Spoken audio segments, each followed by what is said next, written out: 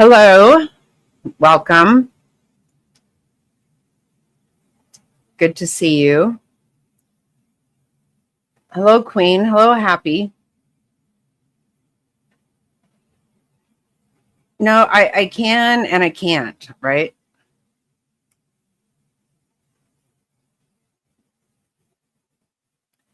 It's really crazy. And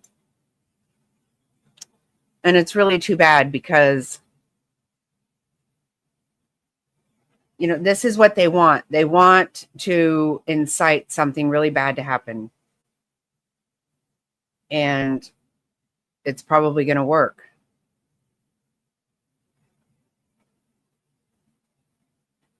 So many people complacent and wanting this. Hey, Kentucky woman.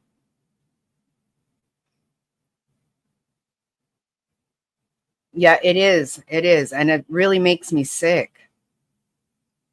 Hey, Jerry. Yeah, it really, I don't know if any of you saw the round table yesterday. I thought we would check in and see what's happening on the streets. And then it was really good, though. It was a lot of good information. Nothing that surprised me, but surprised me that we're actually going to talk about it. And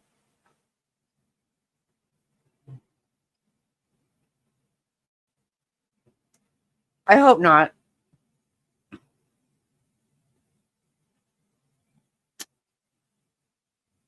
Yeah,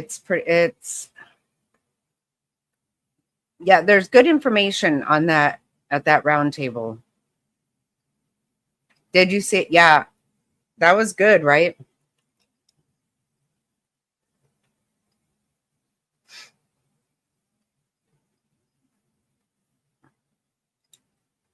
But let's see what's happening on the streets right now.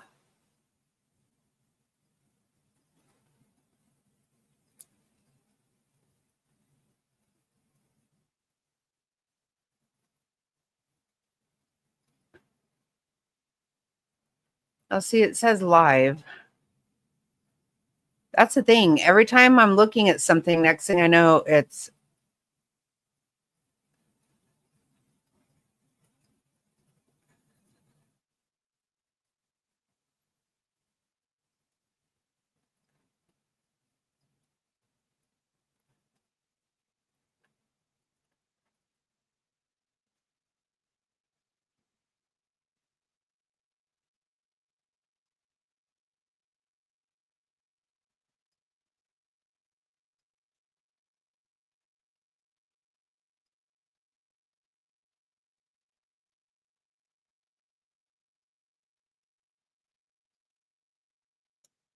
wow.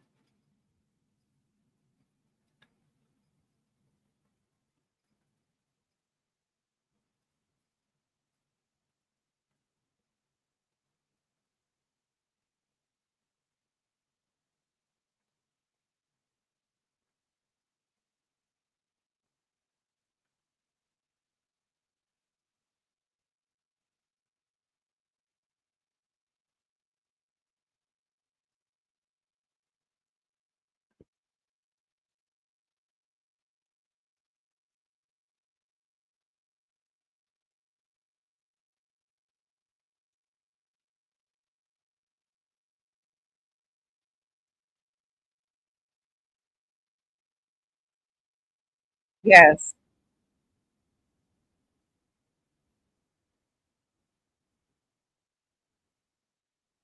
I got a lawyer. I got a freedom class lawyer. You're not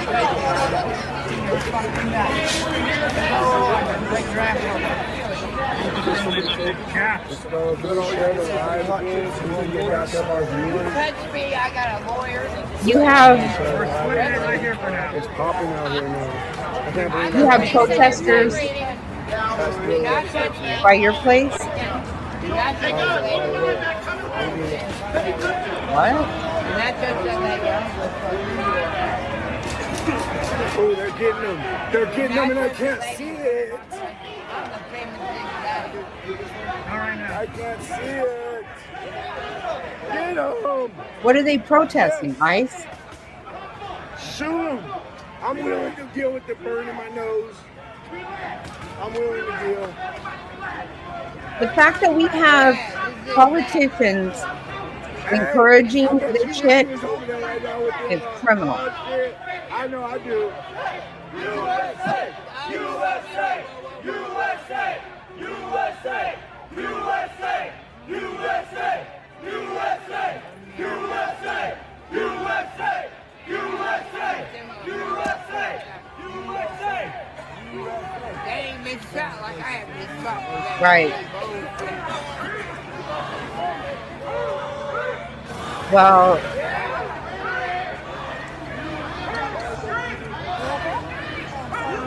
I would think by your place, it ain't going to be handled very well. Look at this is how many days in Portland? I mean, for Pete's sake. Man, I wish I could go over there. Man, I wish I could go over there. You have either a grenade or a cigarette for me to borrow. Man, why you gotta put me on blast like that? No, I'm just kidding. I just wanted a cigarette. Yeah, too many days. This is ridiculous. So, I really want to watch. They know I don't play the game.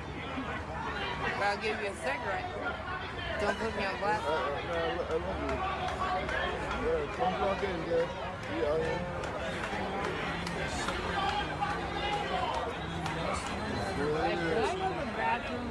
Good.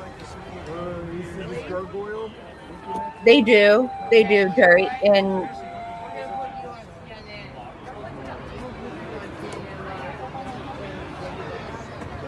it's happening in these sanctuary cities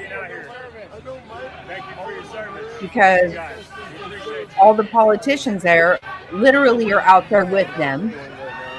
They're arresting people that are being assaulted, not the people assaulting them. But guess what? You don't cut mustard. I know, because you couldn't pass an English test. The fact that you have politicians going against law enforcement, even in Portland, you have the Portland police. I mean, there's zero help there.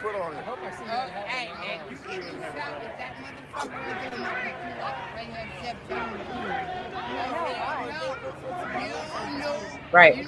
Well, this is the thing. It's very well organized and very well funded. These are not people who actually really care.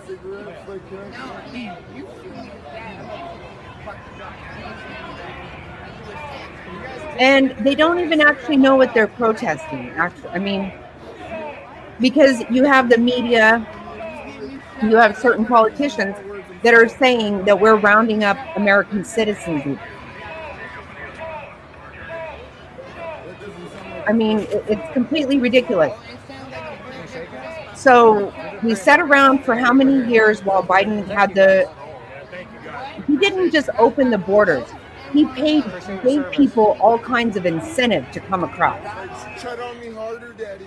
Tread harder. It was an actual invasion. That's a fact. So now when somebody, he lit that fire, and now we're going to fight the firefighters to try to put the damn thing out. That's exactly what's happening. It's all good, man. God bless you. Yes, it was an invasion. 100%. And now that we're trying to correct it, we're going to get this kind of pushback because these people wanted this. This is all by design. This is what they want to happen. They want to push the ICE agents. They want to. It's anarchy. That's all this is.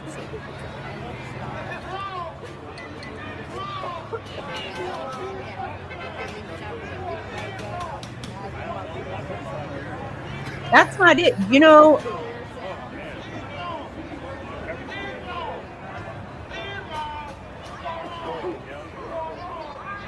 I really want to play that round table yesterday. It was so, I didn't realize I would listen to it so much, so well. It was really good.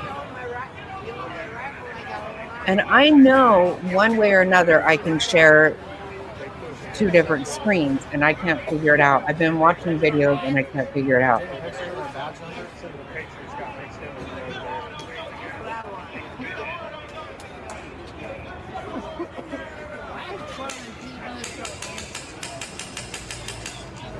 They're not.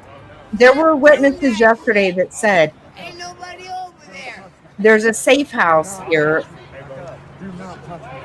right near this area, You said back up, motherfucker, back and up. the people have actually watched it, and there are people, there's shift changes going on. Yeah, back the fuck up, motherfucker. They're being paid, and this is what you're gonna love. They're being paid by us, as mostly by us. Yeah. This is all this NGO U.S. aid money. In a lot of cases, that's where it's coming from. We're paying for this shit. Most of the crap that has happened to us, we've paid for.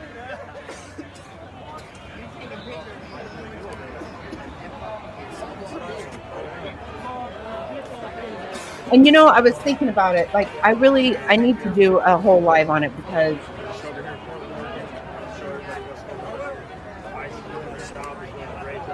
you know, you look at, it's actually embarrassing to even talk about the weird shit that the Pope is doing. You know, I don't even know how to actually talk about that. But have you noticed the last Pope and this Pope immediately, they're going to get involved in this border shit. Like, first of all, like it has anything to do with them. It doesn't. Well, or does it? Or does it?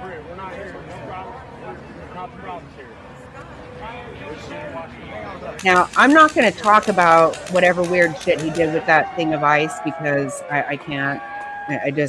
That's secondhand embarrassment. I don't even know what to do about that.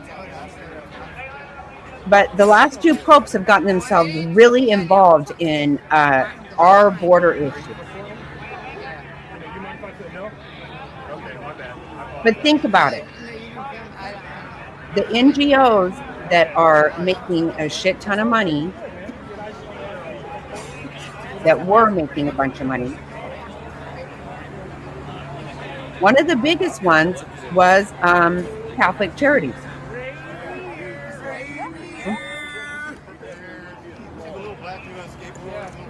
And all over the country.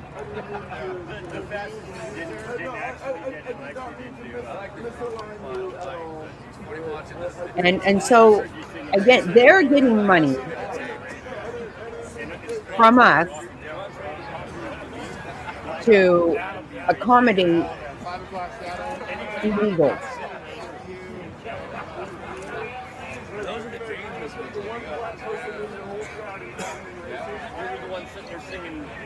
Because when you sit in the Vatican that's completely protected, why in the world are you actually even talking about our borders? Of course they are.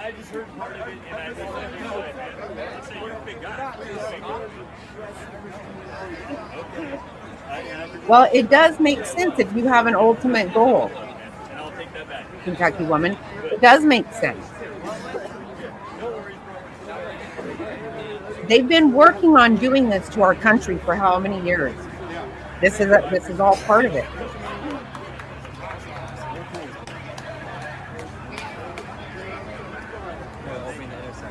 Because it doesn't make sense to a normal person.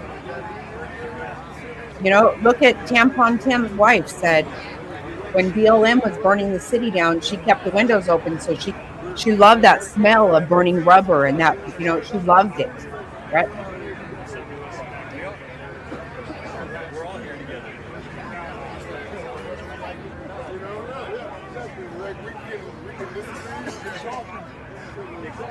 because Trump threw a big wrench in their plans. Because both Democrat and Republican have been the same for many years now. Not openly, not entirely openly, but you notice that Republicans don't ever give any pushback to the utter nonsense. Again, do you think that they actually care about transgenders? Do you think they actually care about illegal aliens? They don't care about anybody. There is an agenda to be had here.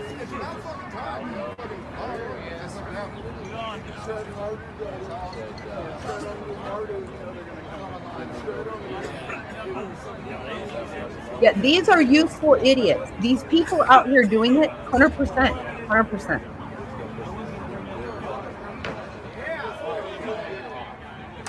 Yeah, I'm over it too.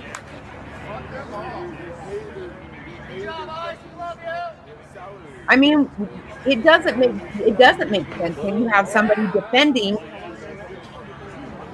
You listen to these people and they go, "Oh, they're masked, they're this and that." We've had ICE agents shot at, snipers. It doesn't make sense. So you have to say there's something else going on here.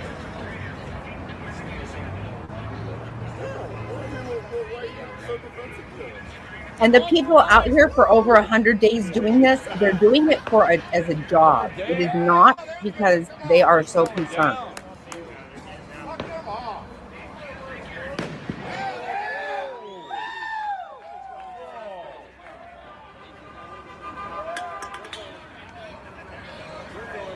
Look, just constant, non-stop. Yep.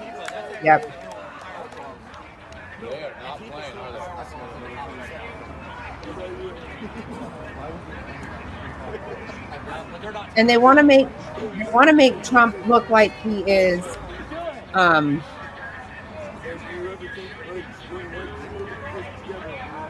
they want to put him in a position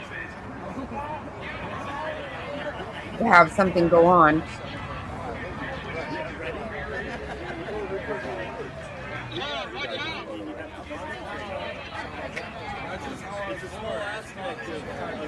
Yep. It's very dangerous. It's very dangerous. Yeah, put them all in jail. That's exactly what I say. Every damn one of them, including the governor and the mayor and the chief of police. All of them.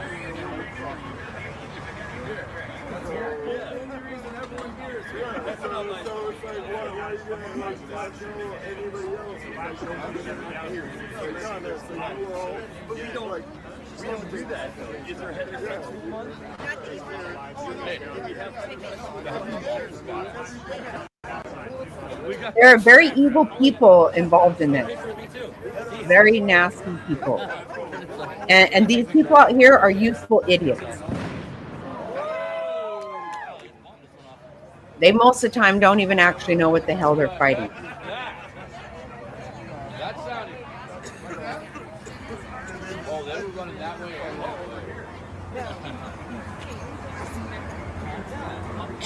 Look at how ridiculous people are these days, though. They don't care about life. People do not care about life anymore. Did you see that woman that shot that other woman because she didn't say thank you for holding the door open? I mean, good Lord. No, there are not two sides. No, they're not. There are three sides. There are two sides. Trump isn't part of either one of them. This one, I believe, is Portland. You're on the wrong side of the street now. Yeah, Portland.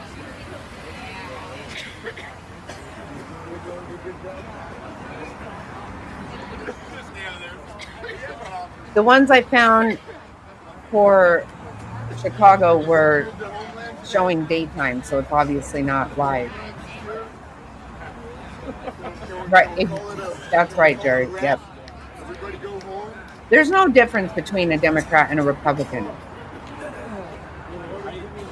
They're all thieves. They're all liars. That's your dog. Right. Yeah. It was old. Yeah. I was watching it until I started the live, and then We're making it dangerous around here. it went away. It's my homeland. Yep. It's all swamp. That's exactly right.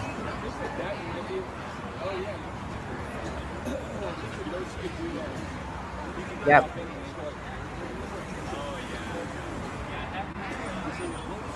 Well, you saw Letitia was indicted today.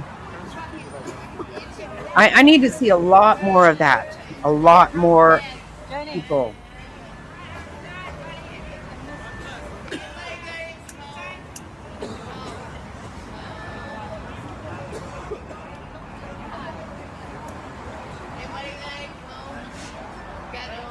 But I want some perp walks. I want to see it. I want some good stuff. And I'm not getting any of that.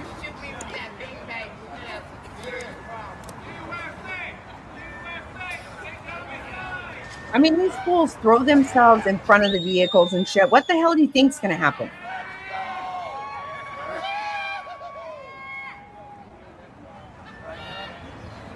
Good job, Happy.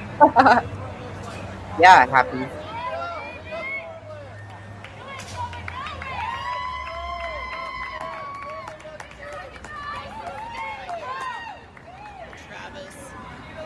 Yep. Absolutely. Chronic. Yep. 100%. Because you don't know where and when shit's going to happen.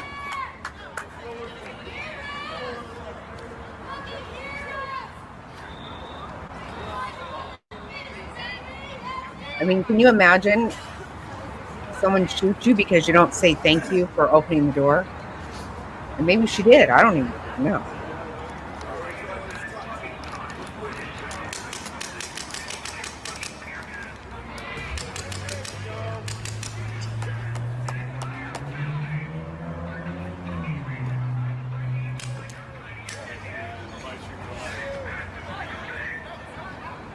Yeah, I believe we have been in a civil war for a while now.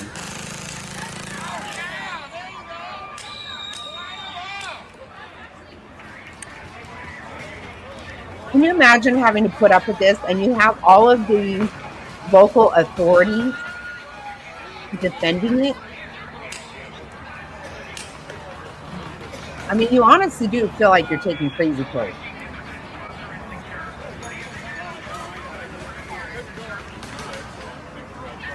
Right. And they're very ill-informed, right? First of all,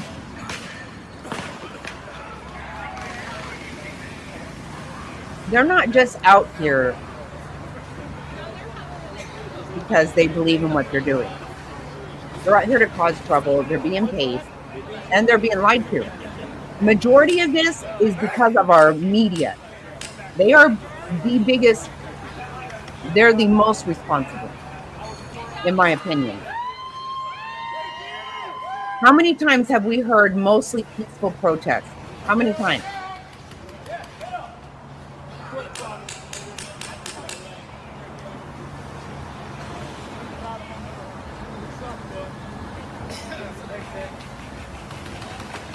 Yep. Yep, they're useful idiots. Exactly right.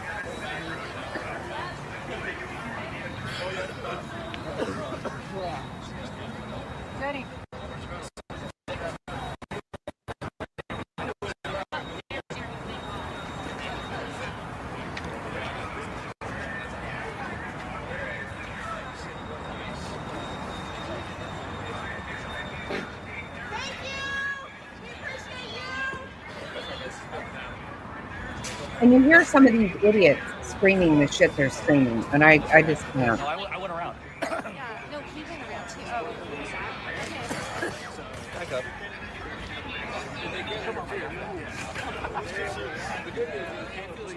But this is the fact that we do have federal laws, okay?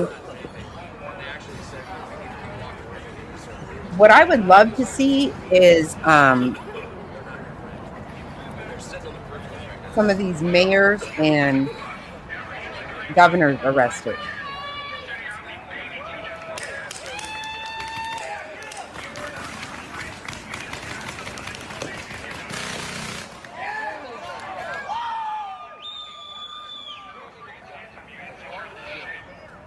I can't hear you.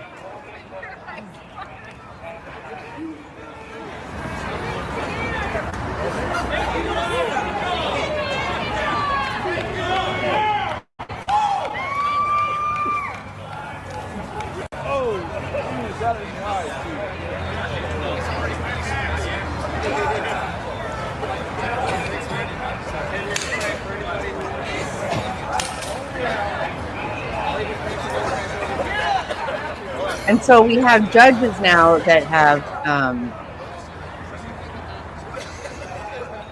put a stop, some kind of hold on deploying the National Guard. That's another thing. Whenever people, all they're doing is fighting the government. And that's what our AG and our governor, every day they put on X how they filed another lawsuit. And I look at their comments, there's not one comment that is supportive of their bullshit. Yes, we do. Yes, we do need it.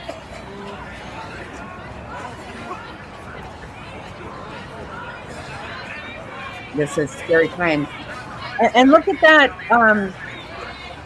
that AG in Virginia. Can you believe that shit?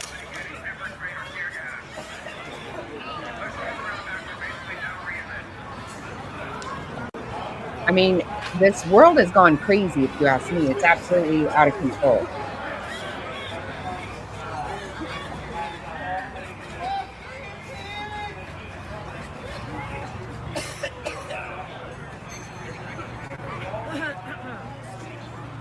It's so ridiculous. Oh my God.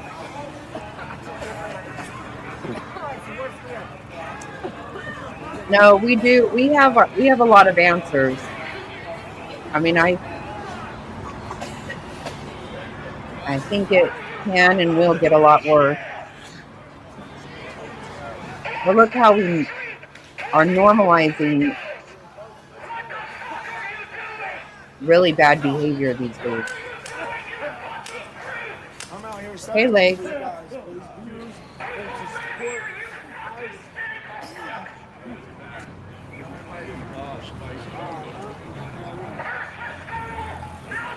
Yeah, yesterday they said a lot in that roundtable. In a lot of cases, I believe we're paying for it. They're laundering taxpayer. Sorry, they're laundering taxpayer money.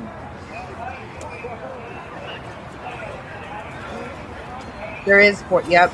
100, absolutely. Yep.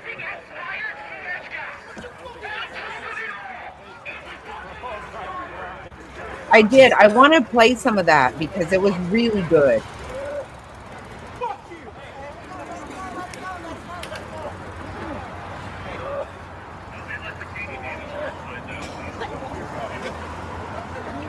Oh, I'm sorry, Kentucky woman.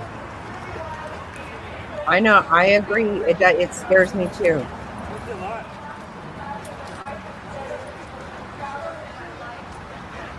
Oh, okay.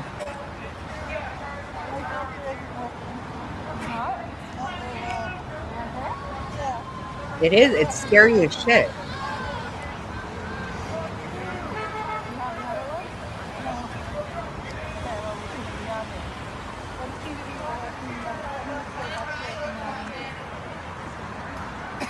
Like when you breathe, is it going to get back? No. But like every once in a while. It's not bad. It's not 100%. It's like an 80%. be arrested. You want to get my map?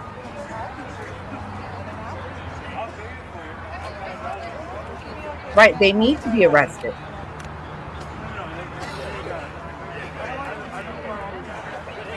know, but if I'm over here, I think it's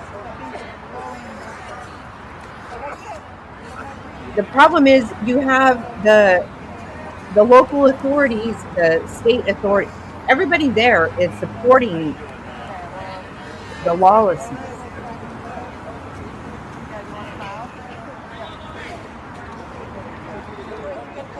Yes, yes, they should be arrested.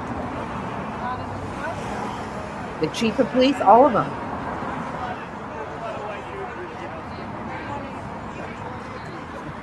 The local police are supporting all of this lawlessness. They are.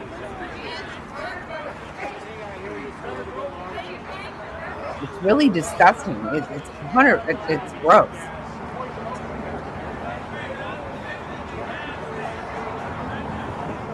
Yep. Yep.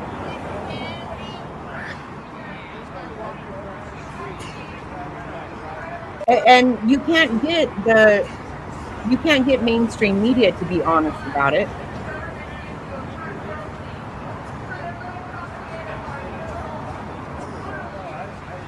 Yep. Stop it!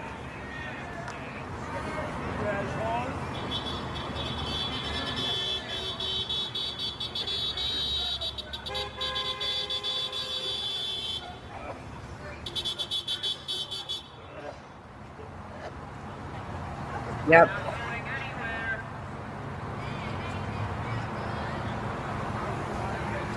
And they dropped the one guy who had been assaulted. They arrested him, released him, and dropped him off out in the middle of nowhere in the middle of the night. Like they're just as responsible.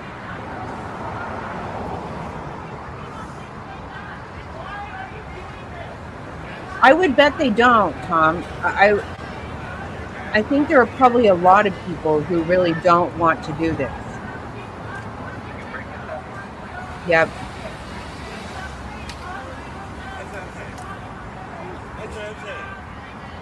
I mean, think about it. For the last 10 years or more, what we have put our law enforcement through is really horrible. It's horrible.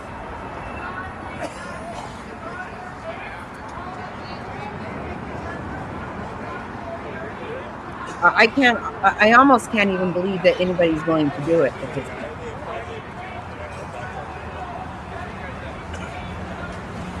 Some people do, Happy, believe it or not. Not many. Not a lot of people. I sure don't either, no. I love what Trump said to Caitlin Collins yesterday. Oh my God, I about peed my pants.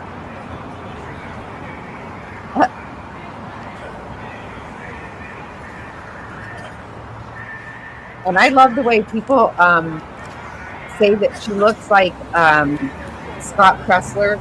She does. She does look like Scott Pressler.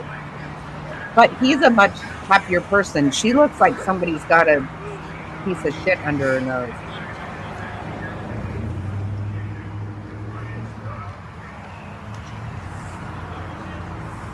Oh my God.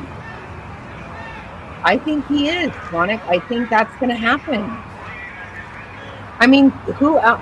Isn't that crazy? I think it's going to happen.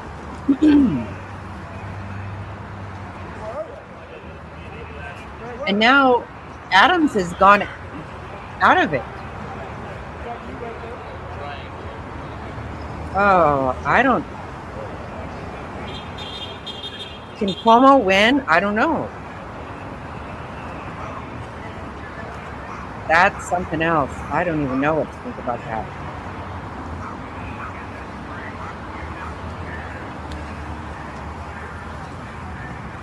I know. I agree, Tom. Yes. You know, it would have been a lot easier for him to just say, screw this shit.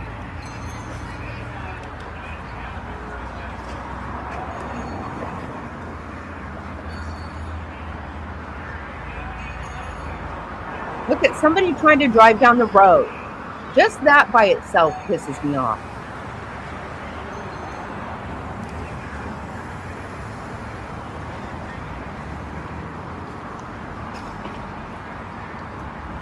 Yeah, isn't it ridiculous? And,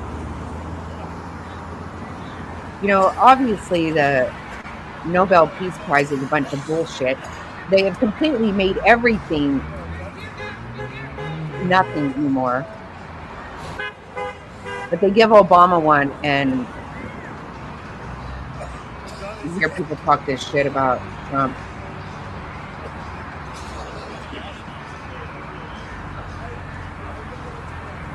Oh, I know. Yeah.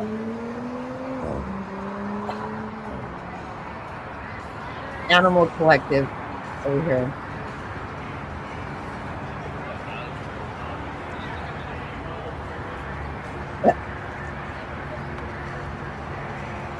Every TV over here is on mute, and it's either got Animal Collective or monster trucks. Yeah, there's none of that's happening here.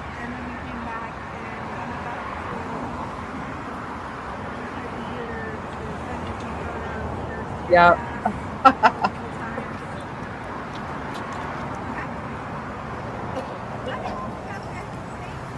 Oh, who is that?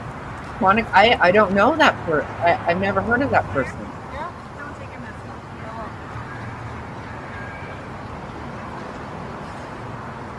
Oh, you too, Tom. Thank you so much for being here. It was nice chatting with you.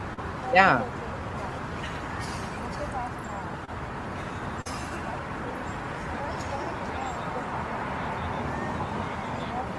Chronic, I don't know who that is, but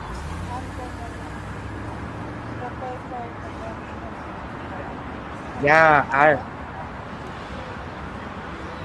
that's really scary.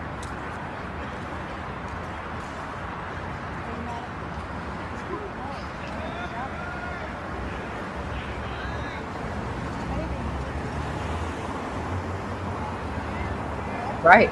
Yeah, right, Top Pots. Same here. Same here. But I care what happens to our law enforcement. What our ICE agents have been going through is criminal. It's criminal.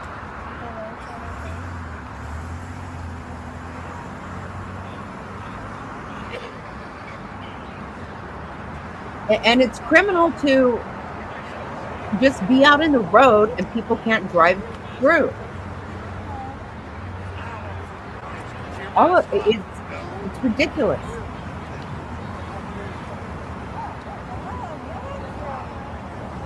Yes, they don't. I can't believe they keep doing it.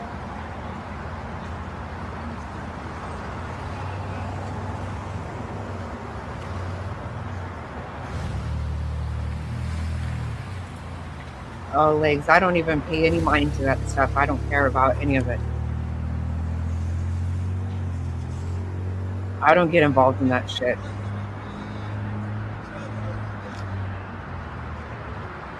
It doesn't surprise me. I just don't care. I don't want to be drug into any of it either, because I don't get anybody's business. I don't.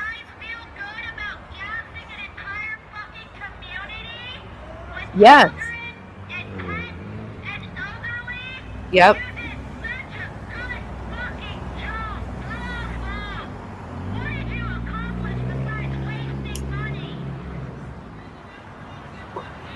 You listen to this stupid bitch? What do you have your kids out there for? Yeah, no, I appreciate it, Legs, but I just don't want to be involved in it. I don't even want to talk about it.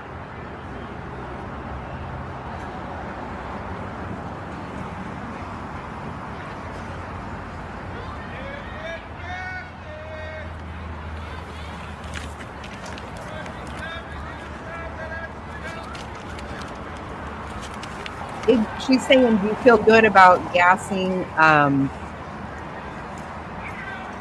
don't know, somebody and children?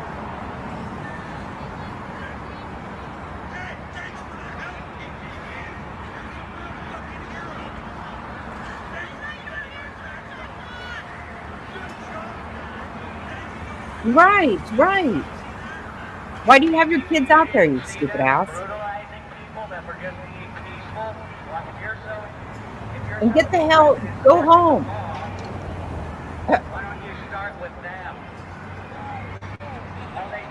Right. I feel just fine.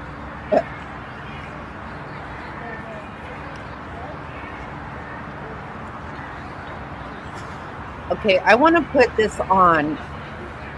I wish I could figure out how to do both. Makes me so mad.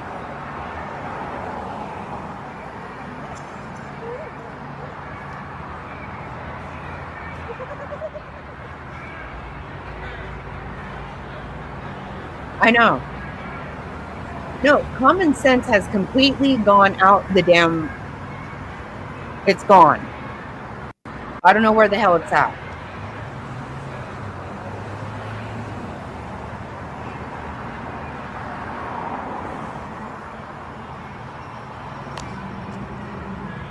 Okay, I'm just gonna play some. This is so good.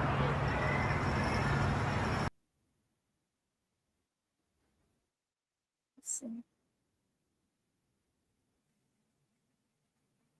It does make me ill.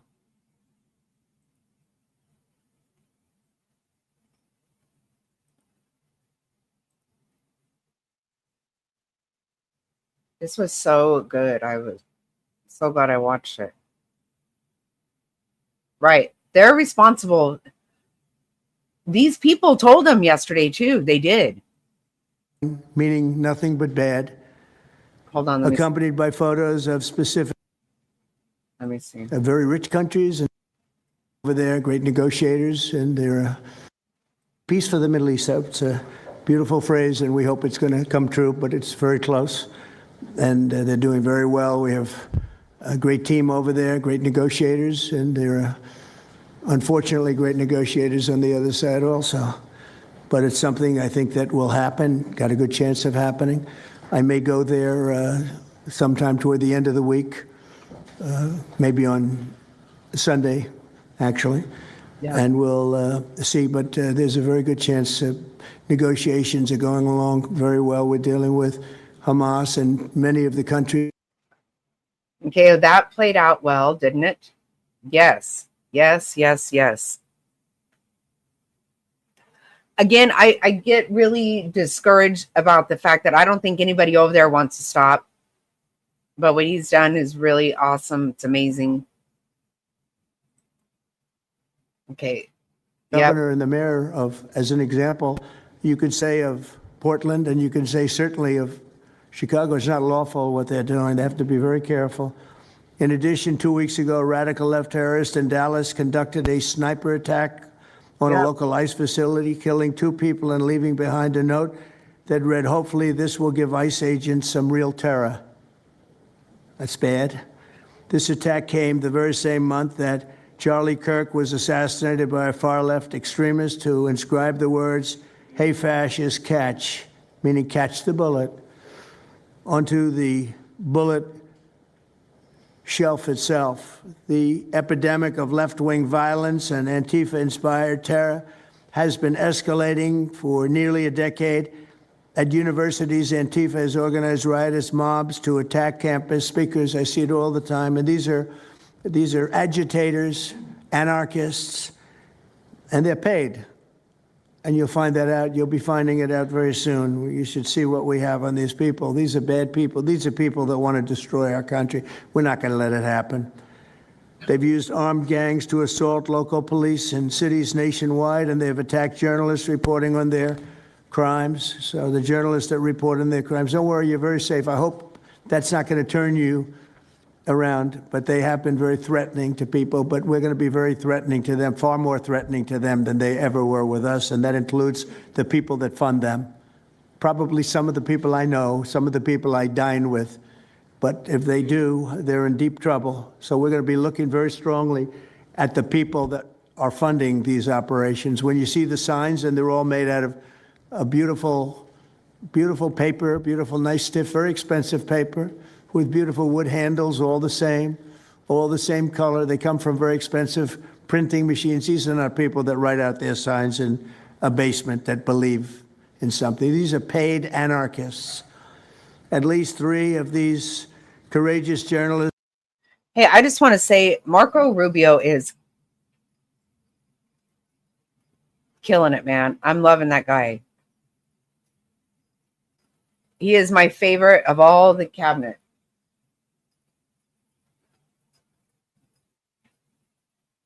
Loving him. Have personally been victims of Antifa attacks.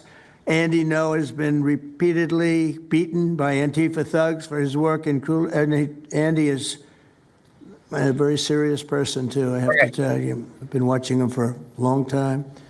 Is Andy here? That's what I thought. Hello, Andy. I thought that was you. You're looking better than you do out on those streets, huh? You look much better. It's nice to have you. You feel a little safer here, I think. We do. Maybe. Well, not that safe because you have them. You have to worry about that. But thank you very much. Andy No has been repeatedly beaten by Antifa, and including one assault that left him with a brain hemorrhage. Only days ago, Nick Sortor was assaulted in Portland by a flag-burning mob, and we've made it 1-year penalty for inciting riots. We took the freedom of speech away because that's been through the courts, and the court said you have freedom of speech. But what has happened is when they burn a flag, it agitates and irritates crowds. They've never seen anything like it on both sides, and you end up with riots. So we're going on that basis. We're looking at it from not from the freedom of speech, which I always felt strongly about, but never passed the courts. This is what they do: is they incite. When you burn an American flag, you incite tremendous violence. We have many examples of it, many examples of it, and it's actually down on tape. And you see things happen that just don't happen unless it's the flag that's burning. Very recently, Katie Davis Court was hit in the face with a flagpole in Portland by an Antifa radical, leaving her with a very blackened eye. So, Katie, thank you very much. And Okay, I'm going to skip it to the people talking. No, I don't want to hear Pam Bondi. I'm sorry. I don't want to hear anything she's saying.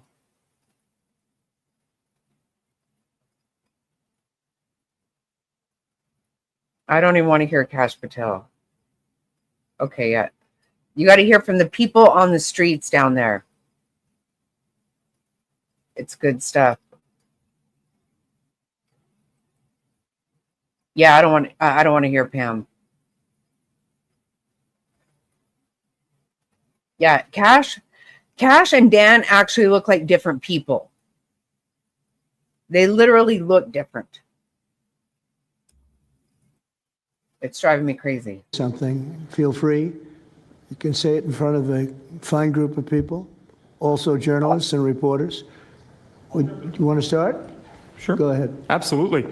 President Trump, members of the cabinet, really appreciate you guys bringing this together. And the fact that we are here today on such short notice shows how serious you guys are taking this issue of trans terrorists and frankly, the cities and police departments that are cooperating with Antifa, such as Portland. I mean, the Portland politicians are literally willing to sacrifice their own citizens just to appease these Antifa terrorists. It's sickening. I've seen it firsthand, obviously. When I went to jail that night, never expected it to happen. I thought that they were maybe removing me for my own safety. It never crossed my mind that I was the one that was being arrested for a crime after I was just thrown into a hole. I heard from the Department of Homeland Security after I had gotten out of jail and one of your, I won't say exactly who it was, but somebody very close to Secretary Noem over here said that they were legitimately worried for my safety in the Portland jail. But luckily, the Portland jail was, I was the only one there, essentially, because they don't actually arrest people in Portland, besides conservative journalists, I guess. So look, I'm glad that it was not a good night for me. Let's just say that. It was not fun sitting in that jail, but I'm glad to see what has come of it. And I've been able to talk to a bunch of FBI agents, ATF agents, DHS agents that I didn't even know existed until I went there and went to that ICE facility. And the morale is at an all-time high. It is so exciting to see. No, wait till you hear from all these people. You will not believe it. Yeah. This is actually really good. Yeah, exactly. Right. Right. These guys know now that they have the backing of the secretary, the DOJ, as well as the president of the United States, and they are there to do their job. They are going to fulfill this mission and deport these violent criminals. I believe one of the ones that I did a ride along with Secretary Noem yesterday, President Trump, and there was a pedophile that had come into the country 5 times over the past 7 years. 7 years. And apparently under the Biden regime, that was just allowed to happen. That was fine. No problem. It's concerning to me that you're seeing the Portland Police Department, as well as the governor of Oregon and the mayor, of course, coming out and running defense for pedophiles that have entered the country illegally 5 times. It's crazy. I'm glad it's taking a front row seat in the media. And, they're being forced to talk about it in reality because, we're the ones that were on the ground. We're the ones that are actually reporting what's going on. Much of the legacy media has been either ignoring it or covering for Antifa for years now. So thank you guys so much for taking this seriously. And President Trump, you mentioned that flag. So remember, you put out a truth right after That's right. I saw that. Took this flag from that man that was burning it in the street. I saw it. Do you know who he is? Oh, yeah, I know exactly who it is. So why don't you give it to Pam? Give it to the Attorney General, and let's start prosecutions. Yeah. I actually have a second flag that he tried to burn as well. So I have 2 of them from the same guy. Well, you also saw what happened when that flag started burning. Everyone went crazy. That's right. And that's when it started, when they started burning the flag. So thank you. If you could give the information, it would be great. Absolutely. And at least that horrible night made you famous. I got a text from the President of the United States, so I appreciate that. And President Trump, after that happened to Nick, I called Harmeet Dillon, and we opened a pattern and practice investigation into the Portland police very publicly as to how they let this happen.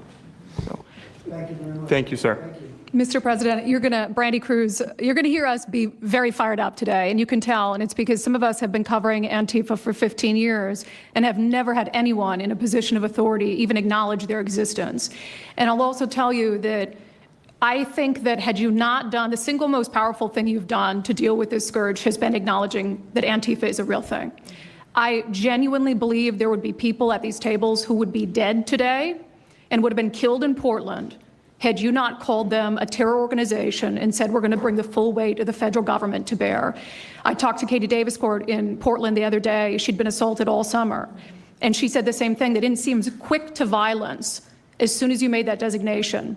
So they're thinking in their heads, they're worried. There's been 24 or so arrested in Portland. They don't want to go to federal prison. There's this video of them, one of them who was in the face of an ICE agent, and then he's in custody shaking. Once you take the mask off, they're nothing. And I was told by probably a dozen people not to tell you this. I'm going to tell it to you anyway, because it's relevant to what we're talking about. I'm living proof that you can recover from TDS. I had strong Trump derangement syndrome for probably 8 years. This is one of the reasons I recovered from it. And by the way, it's much better to not have TDS. I'm happier, I'm healthier, more successful. I even think I got a little more attractive after I got rid of my Trump derangement syndrome. Yes. I'm a reporter in Seattle, and frankly, I could not care any less what any of you have to say about this meeting. could not care any less. We're not here for you. I'm not here to convince any of you that Antifa is a real thing, because if you have not come to that conclusion by now, you are never going to come to that conclusion because you don't want to see it.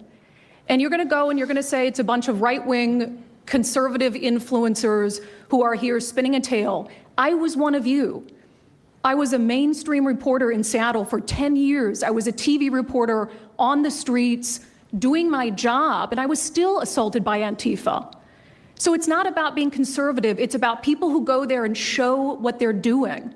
And when I saw, after all those years, that the media wouldn't be honest about what was happening, that Democratic politicians wouldn't be honest about what was happening, I thought, well, gosh, if they're not being honest about that, maybe they're not being honest about President Trump either. And it opened my mind to just looking at things for what they were.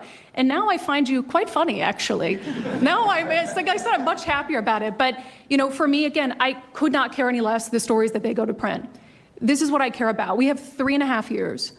Nothing is guaranteed, although I think if Democrats keep it up, we'll probably have Republican presidents for the next 3 decades. But nothing is guaranteed, and so what I want to see over the next 3.5 years is a full court press to dismantle Antifa once and for all in a meaningful way. I know, Andy, we talked before this about some ideas. That's really what we want to, I don't care what the media says, I don't care what Democrats say. They will never wake up to this fact. So we want the federal government to take as many of these cases as possible, look at the interstate travel between Portland and Seattle when it comes to these people who are committing violent acts, and hopefully in 3.5 years, they will be a shell of their former selves. Very close to done, and it's Antifa and many others. Right? Yep. So these people are really good. Yes. Unfortunately, there are many others, bad ones. Most have been named terrorist organizations. There are a couple that we're going to, but I think we've got it pretty well covered. But there are many others, but very specifically today it's Antifa, and it's really bad, and we're going to get it clean. These are independent journalists, most of them, and that have been on the ground covering these violent protests that are being called, you know, mostly peaceful. You know, like the Summer of Love. Remember that shit? Cleaned up. Andy, do you have something? Thank you very much. I'm glad you no longer have TDS. I feel very good about that. Thank you. Thank you, Mr. President and members of the cabinet. I have a lot of gratitude, and a little bit about my background. I'm born in Portland, Oregon, from there. And growing up, it's always been left-wing, very progressive, and I liked it. It had cafes and artists and those who lived a bohemian lifestyle.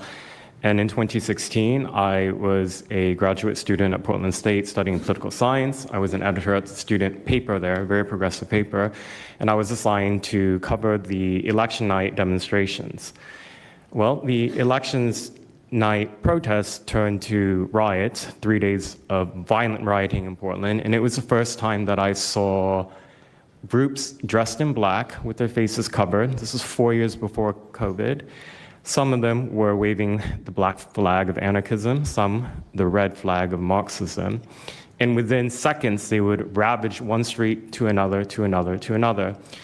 And the next day, I would read the legacy media, which I still read at that time and looked forward to, and I looked up to those journalists, and I was really shocked to see that the narrative was that these, in my view, anti-democratic political violence was legitimate acts of protest because people were concerned about racism or all these other lies. And so for the next 4 years, I just continued going out with my video camera. I thought, look, people can ignore what I write because of spin, but videos can quite speak for themselves.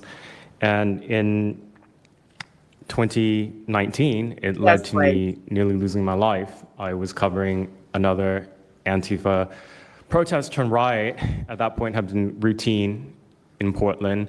And then I was ambushed in a mob beating. And I had never been in a fight. I didn't even realize that I was being assaulted until seconds in. And the punches came from everywhere on my head and my face, and I was bleeding out of my eyes and ears. And then they threw all the drinks in my eyes to humiliate me further and to laugh at me. And I was rushed to the hospital in an ambulance and CT scan, and I had subarachnoid hemorrhage, which is bleeding in the brain. I nearly died. Hey, Beck, did you watch this yesterday? It's really good.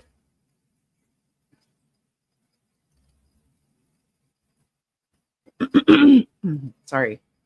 And after surviving that, the reporting that I saw in liberal media it seemed to suggest that I had deserved it because they branded me far right. And some even went so far as to suggest that I maybe faked my injuries. A BuzzFeed reporter asked for my medical records, which I did provide, but this felt so, it's like because I didn't die in that attack, there was another. This is a round table at the White House. It's mostly like independent journalists talking about Antifa and, how organized it is. It's a lot of really good information. Like, I'm not sure if it's this guy or somebody else up here has actually been watching them. Like, I mean, obviously they're watching them, but a lot of them have traced the money and all kinds of stuff. It's a lot. Yeah, what's happened to this guy was horrible. To one of the women up here that's going to speak has a black eye right now from being hit down there in Portland. Round of people who wanted to finish me off. But I continued, and then 2020, Portland was really the epicenter of the longest political violence.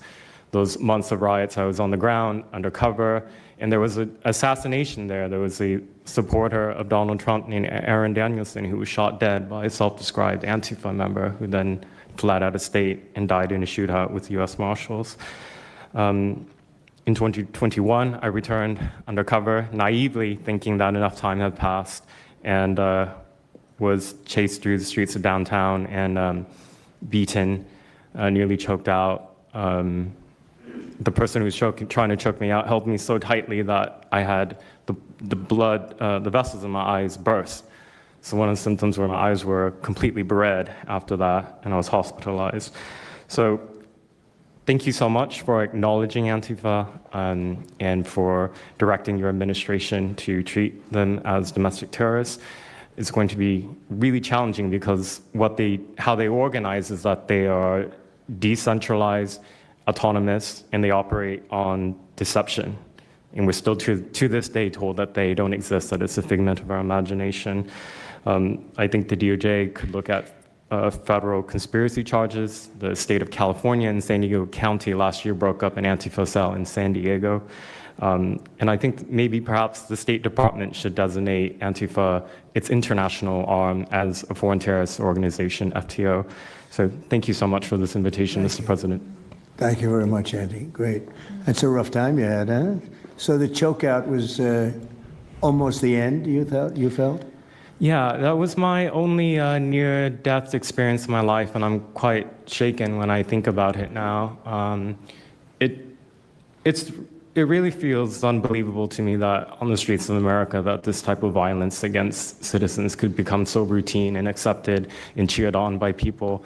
Although, in the immediate aftermath of Mr. Kirk's assassination, we saw again that type of depravity play out on quite large swaths of the left. So there's a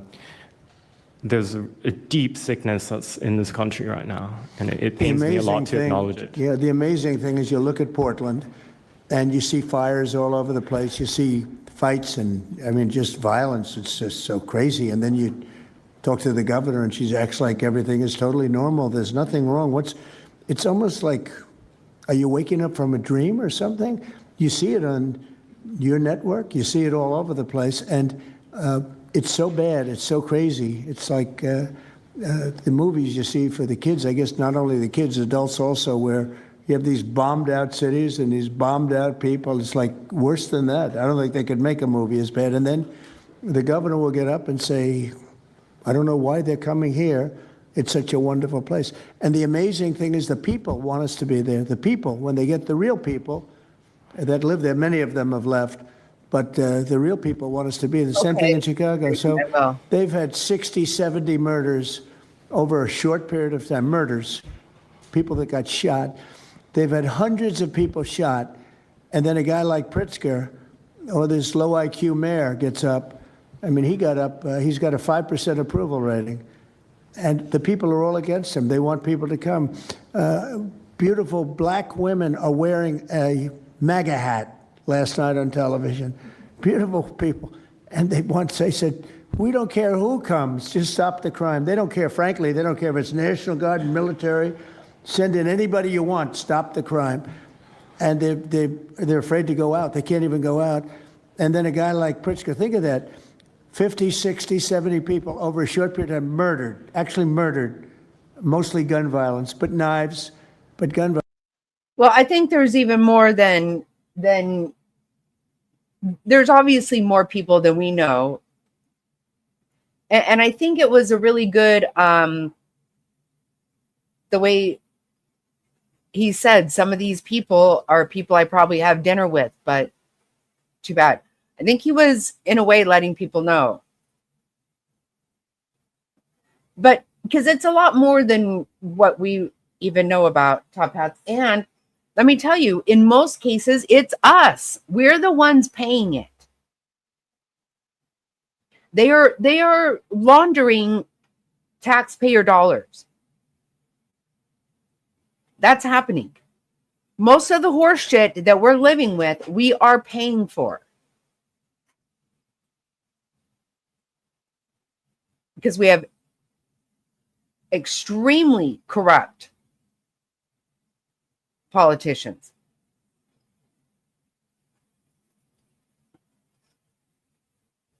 But yes, a lot of it is coming from out of the country, from all over it. It's a lot of places. It's very well funded. It's a lot of money. Violence, they're murdered, and hundreds of people shot. They had one weekend where they had like 18 murdered and 71 shot. But they said, you know what their excuse is? Yeah, but it was a long weekend. In other words, it was a long weekend, so that was okay. And then Pritzker gets up and he says, like, I don't know what they're talking about. We don't have crime here. They're crazy. I think actually they're petrified. You know, their families live there, everything else. I actually think they're scared. Pritzker was a failure in his family. They threw him out of the family business. Guy's a loser. But you know what? They actually, I believe they're scared. They're actually frightened for their lives. Jack, please say a few words.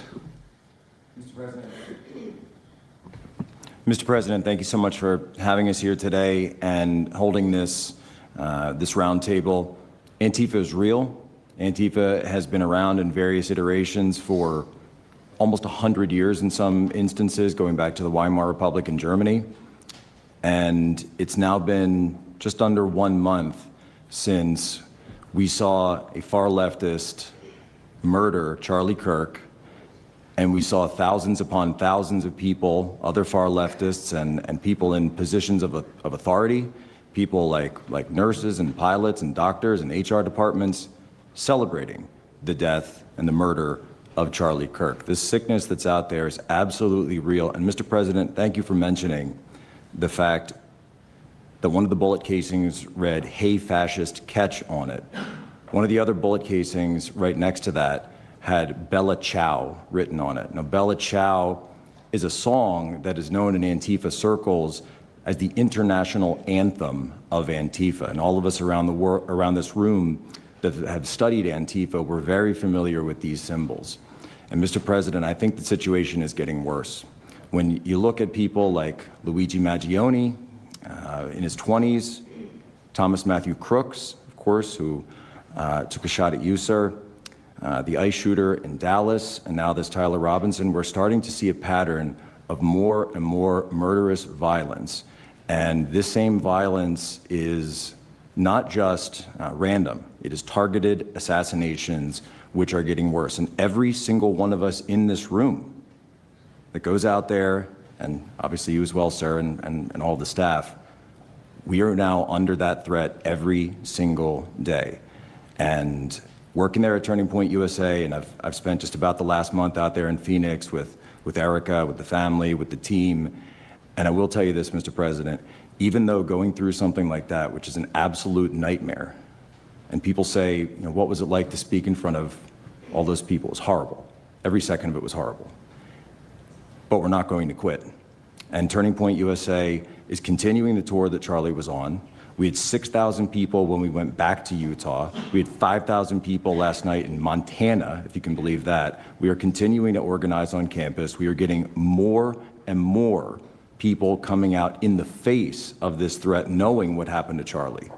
But Mr. President, we need to do something about this, because I fear that the next one who could be killed could be sitting at this table right now. And we're not going to stop, but they need to stop, and they will not stop until they are stopped. Thank you. Thank you, Jack. I appreciate it very much. One thing I have to say is that Washington, D.C. was almost as bad. I don't know what could be worse than Portland. You don't even have stores anymore. They don't even put glass up. They put plywood on their windows, but most of the retailers have left. But Washington, D.C. was so bad, and Pam, I'd say it took 12 days to really make it pretty good, and a month to make it great. And now people are going out to dinner. The restaurants are booming. They don't have enough seats. They're opening up new restaurants because many of them closed. And people are walking down the street totally safe. A reporter, I'm not sure if she's there. I can't see somebody reported. There she is. She was violently assaulted. And I don't know, she tends to be somewhat liberal, but she wasn't liberal on this one. I appreciated your honesty, but that won't happen again. It won't happen again. You're lucky you're alive, frankly, with what happened. I know exactly what took place. So Washington, D.C., our capital, we thought we'd start there appropriately, and it's safe, and people are so happy. They're so happy. And now it's a couple of months. I went to dinner there. I felt totally safe. I gave a press conference right in the middle of the street, which I don't think Secret Service was thrilled about. But, you know, I'll tell you what, I wouldn't have wanted to do it 6 months ago. It's incredible what happened. Now we're in Memphis. As you know, we're having a great impact in Memphis. It's been only a week, but it's, Cash, I hear it's been amazing what's happening there, just very early. But you take a look at D.C. and you take a look at some of the other. We've had a big impact.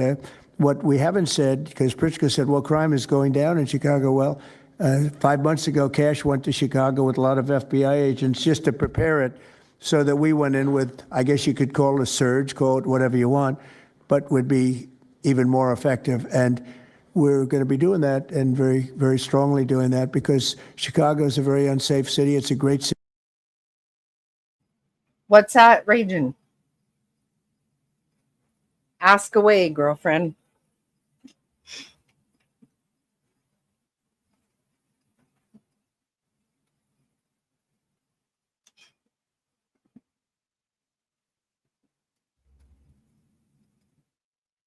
The head of the Union Pacific Railroad said, sir, please save Chicago. It's a great city. It can be saved. Other cities are gone. I mean, they're lost. They can get better, but they're just really, they've been so decimated.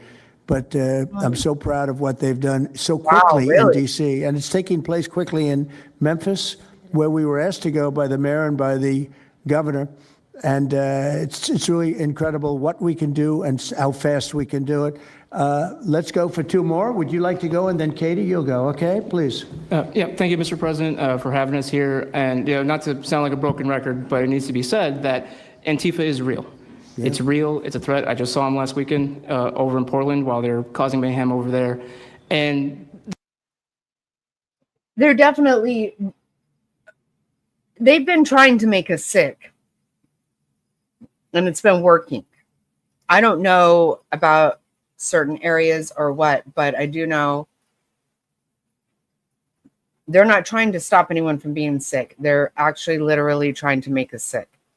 I'm sure of it.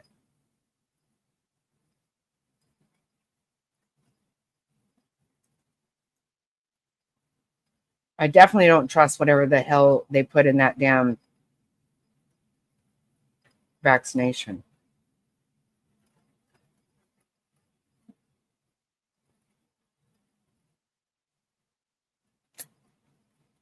Yes, and Queen, it went, and it was very fast too.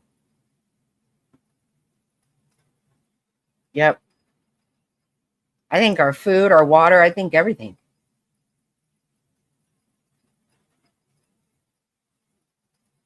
Yeah.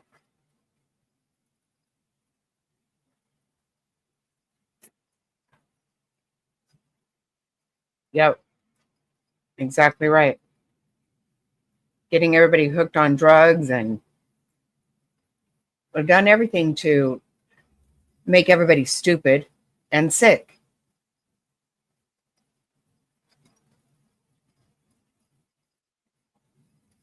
Wow.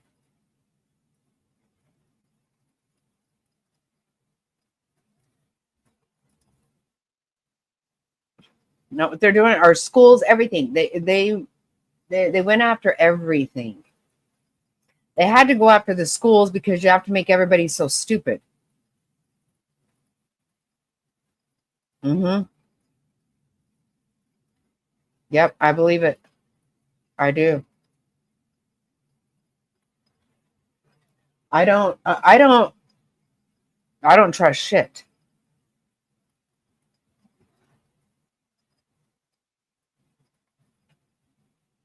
The reason why there's such a big problem is because we have Democrats and a lot of people in the mainstream media refusing to acknowledge that they even exist, right? So how can we as a country begin to address it when we have large swaths of, these people who are supposedly decision makers and people who are supposed to inform, they don't want to say that it exists.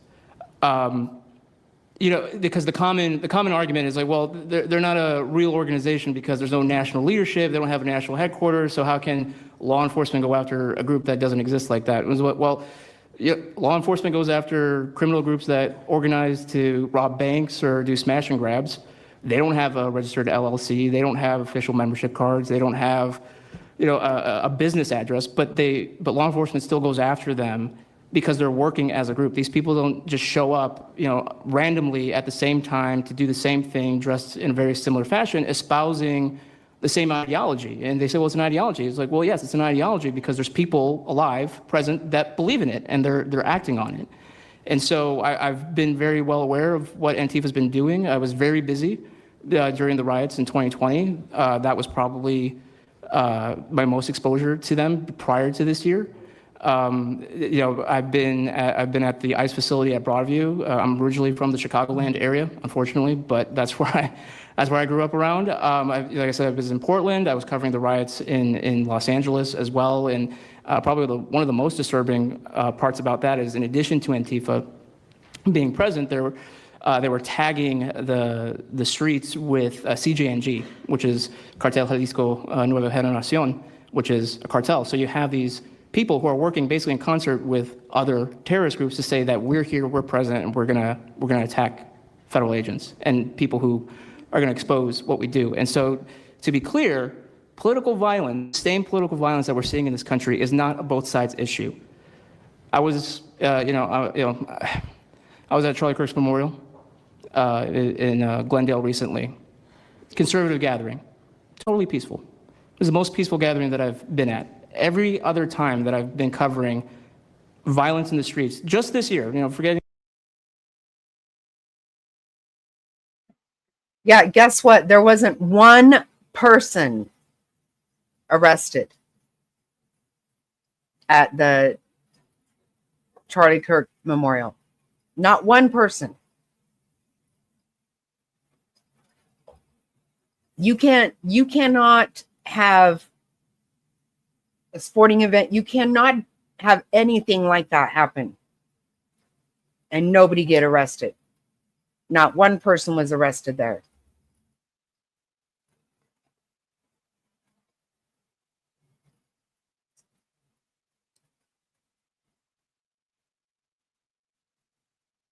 I think something's happening. Okay, I'm going to keep that on. Wait.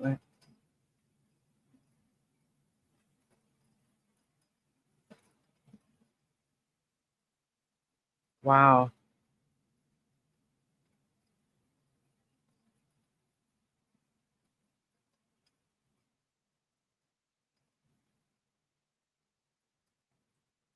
It is amazing. Yeah. Okay, I'm gonna go back to that, but looks like something's happening. Maybe I could be wrong, but let's check out this.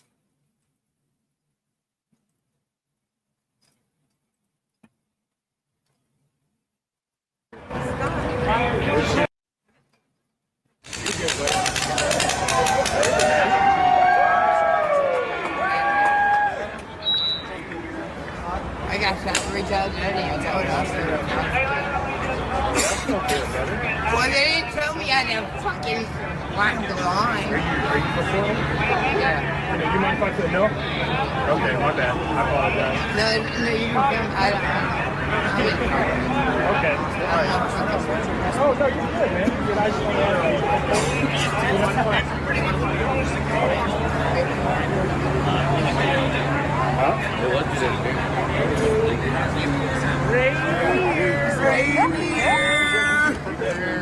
A little black dude on skateboard, little midget guy.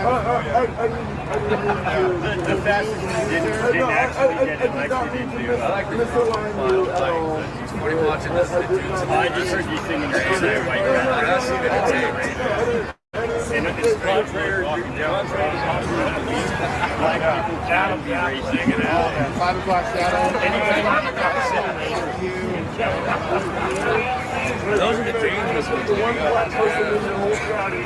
I wonder if this is. They're singing songs about I'm not being white. I don't know what's that. Yeah, it was. I'll start to never mind. I'll take it.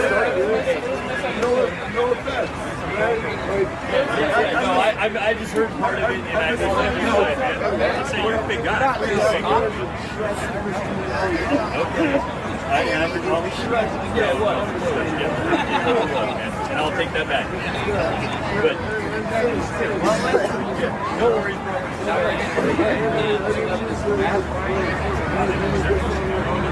Yeah. Thank you. I appreciate that.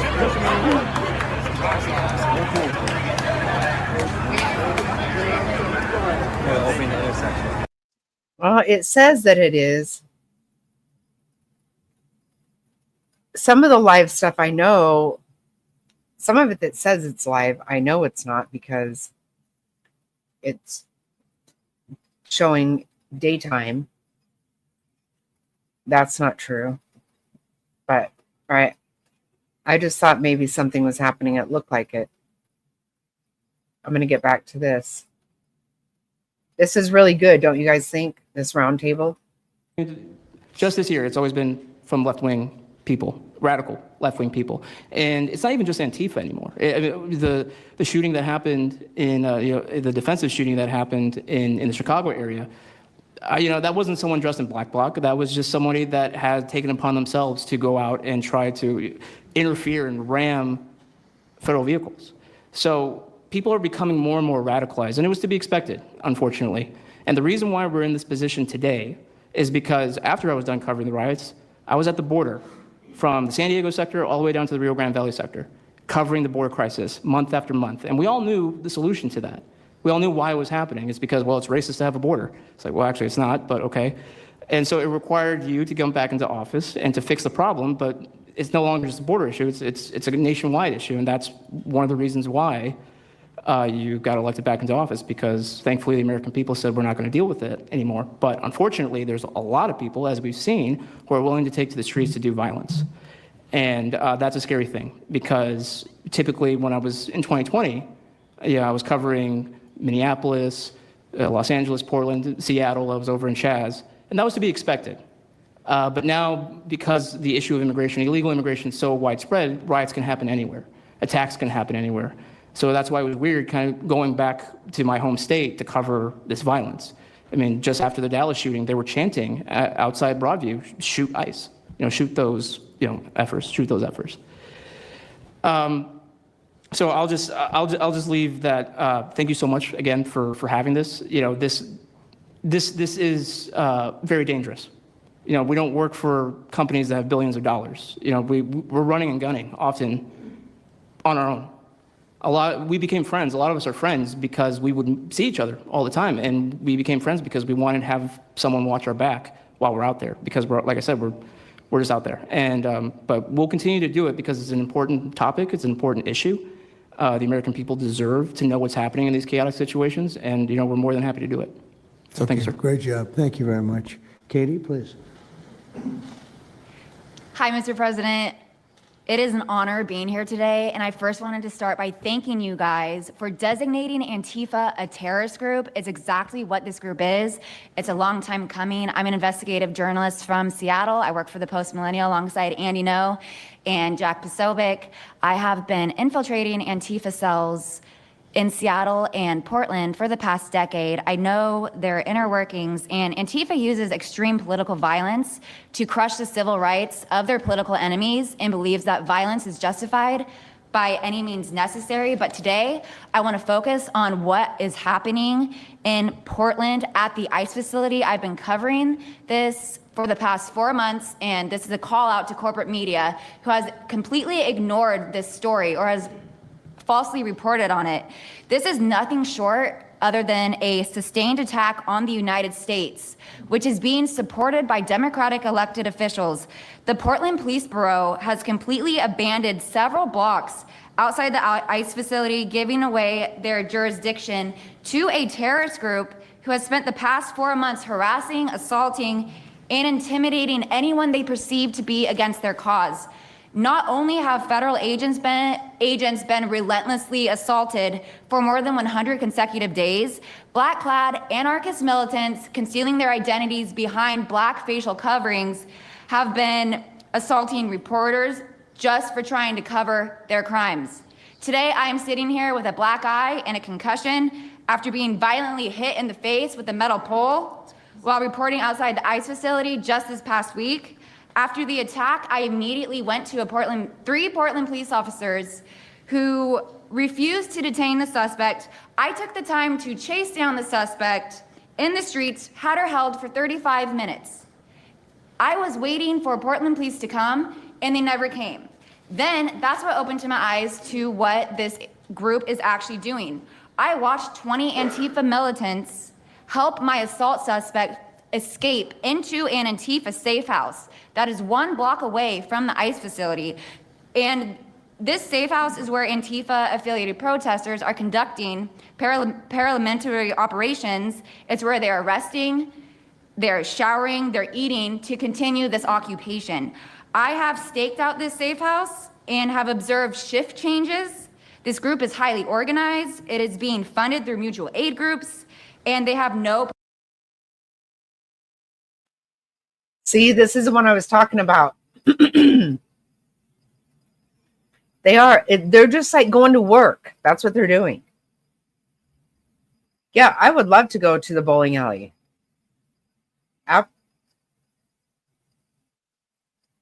You say when, Ryan, I'm there. Right, Queen? See? They're useful idiots. These people are not. Yeah, Queen, are you down to bowl? Queen, do you bowl? I'm not good, but I love doing it.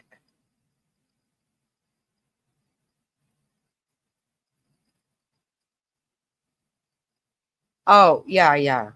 Yeah, we don't need to put it here. Right.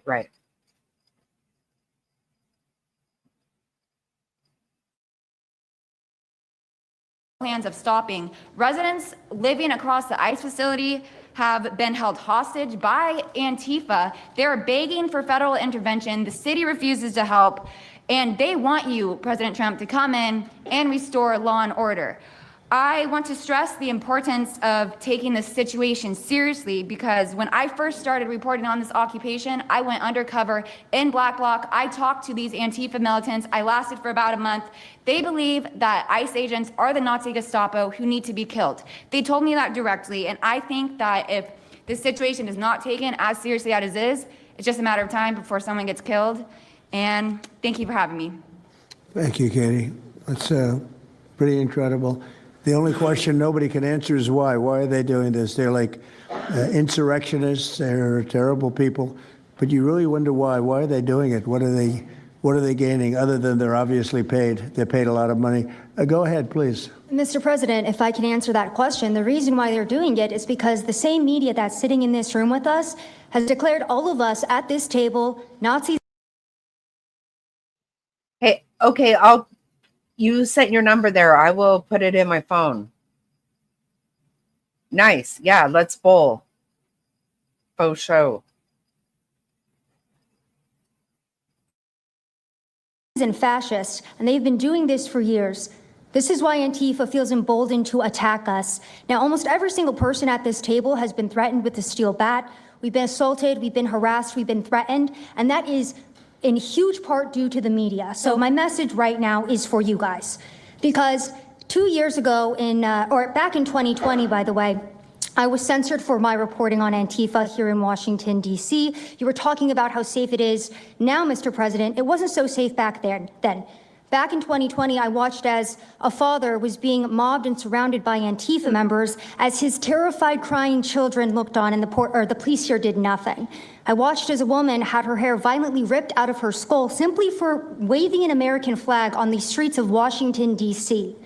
And by the way, if you guys try to go and find any of this footage, you won't find any of it because Twitter deleted all of it because our president shared my reporting and they deleted my entire account immediately after. So now, if you want to know what happened in 2020, all you're going to see is the media headlines that said that it was fiery but mostly peaceful. Thanks for that one, CNN. The reality is that it was an extremely violent period of time, and for the last 10 years, Antifa has been wreaking havoc on law-abiding and innocent American citizens, and it needs to end. Now, I'm with Turning Point USA. It's an honor to be here, Mr. President. Thank you guys so much, everybody in the administration, for giving us a seat at the table, because the media has not only been demonizing us for so long, but immediately after the brutal assassination of our founder, Charlie Kirk, our Turning Point USA chapters have seen an uptick in violence across the nation as Antifa chapters that are embedded in our universities go and target them.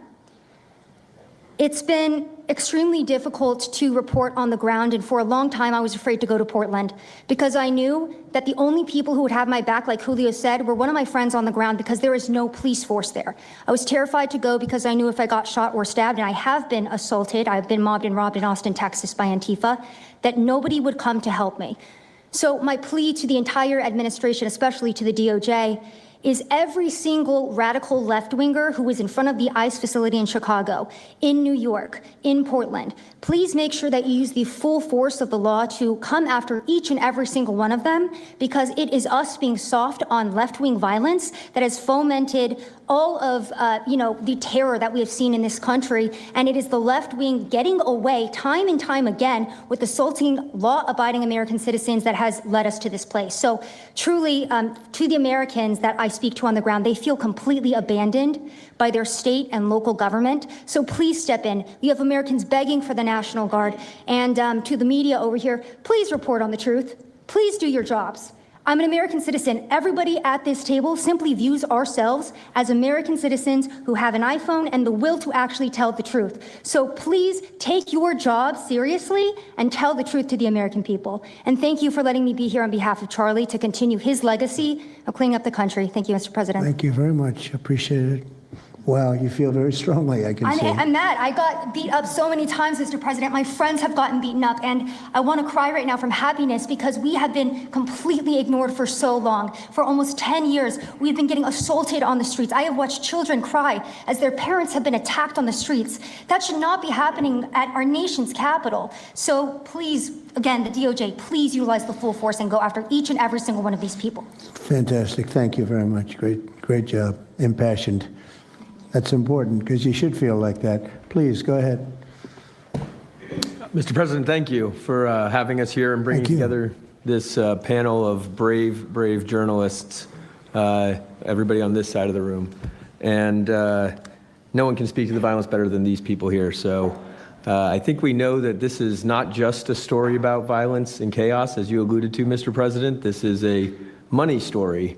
And at the Government Accountability Institute, my colleague and I, Peter Schweitzer and our team, we followed the money, and we followed it to the top of what we call the protest industrial complex, Riot Inc.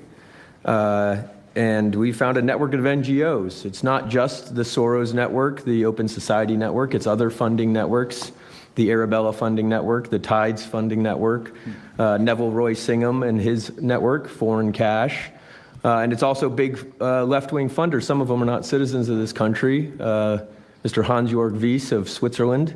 They're pouring money into this entire ecosystem. And so I want to share 3 money facts with you about what we call Riot Inc. Number 1, like any corporation, Riot Inc. has many divisions. It doesn't just have the Antifa boots on the ground division. It has PR divisions. It has marketing divisions. It has a very well-funded legal division to get these boots on the ground back on the streets as quickly as possible. But it does have those investors that I mentioned. Number 2, we have identified dozens of radical organizations, not just the decentralized Antifa organizations, but dozens of radical organizations that have received more than $100 million from the Riot Inc. investors. These would be the lawyer groups. These would be the groups that advocate for calling good, honest Americans fascists, et cetera.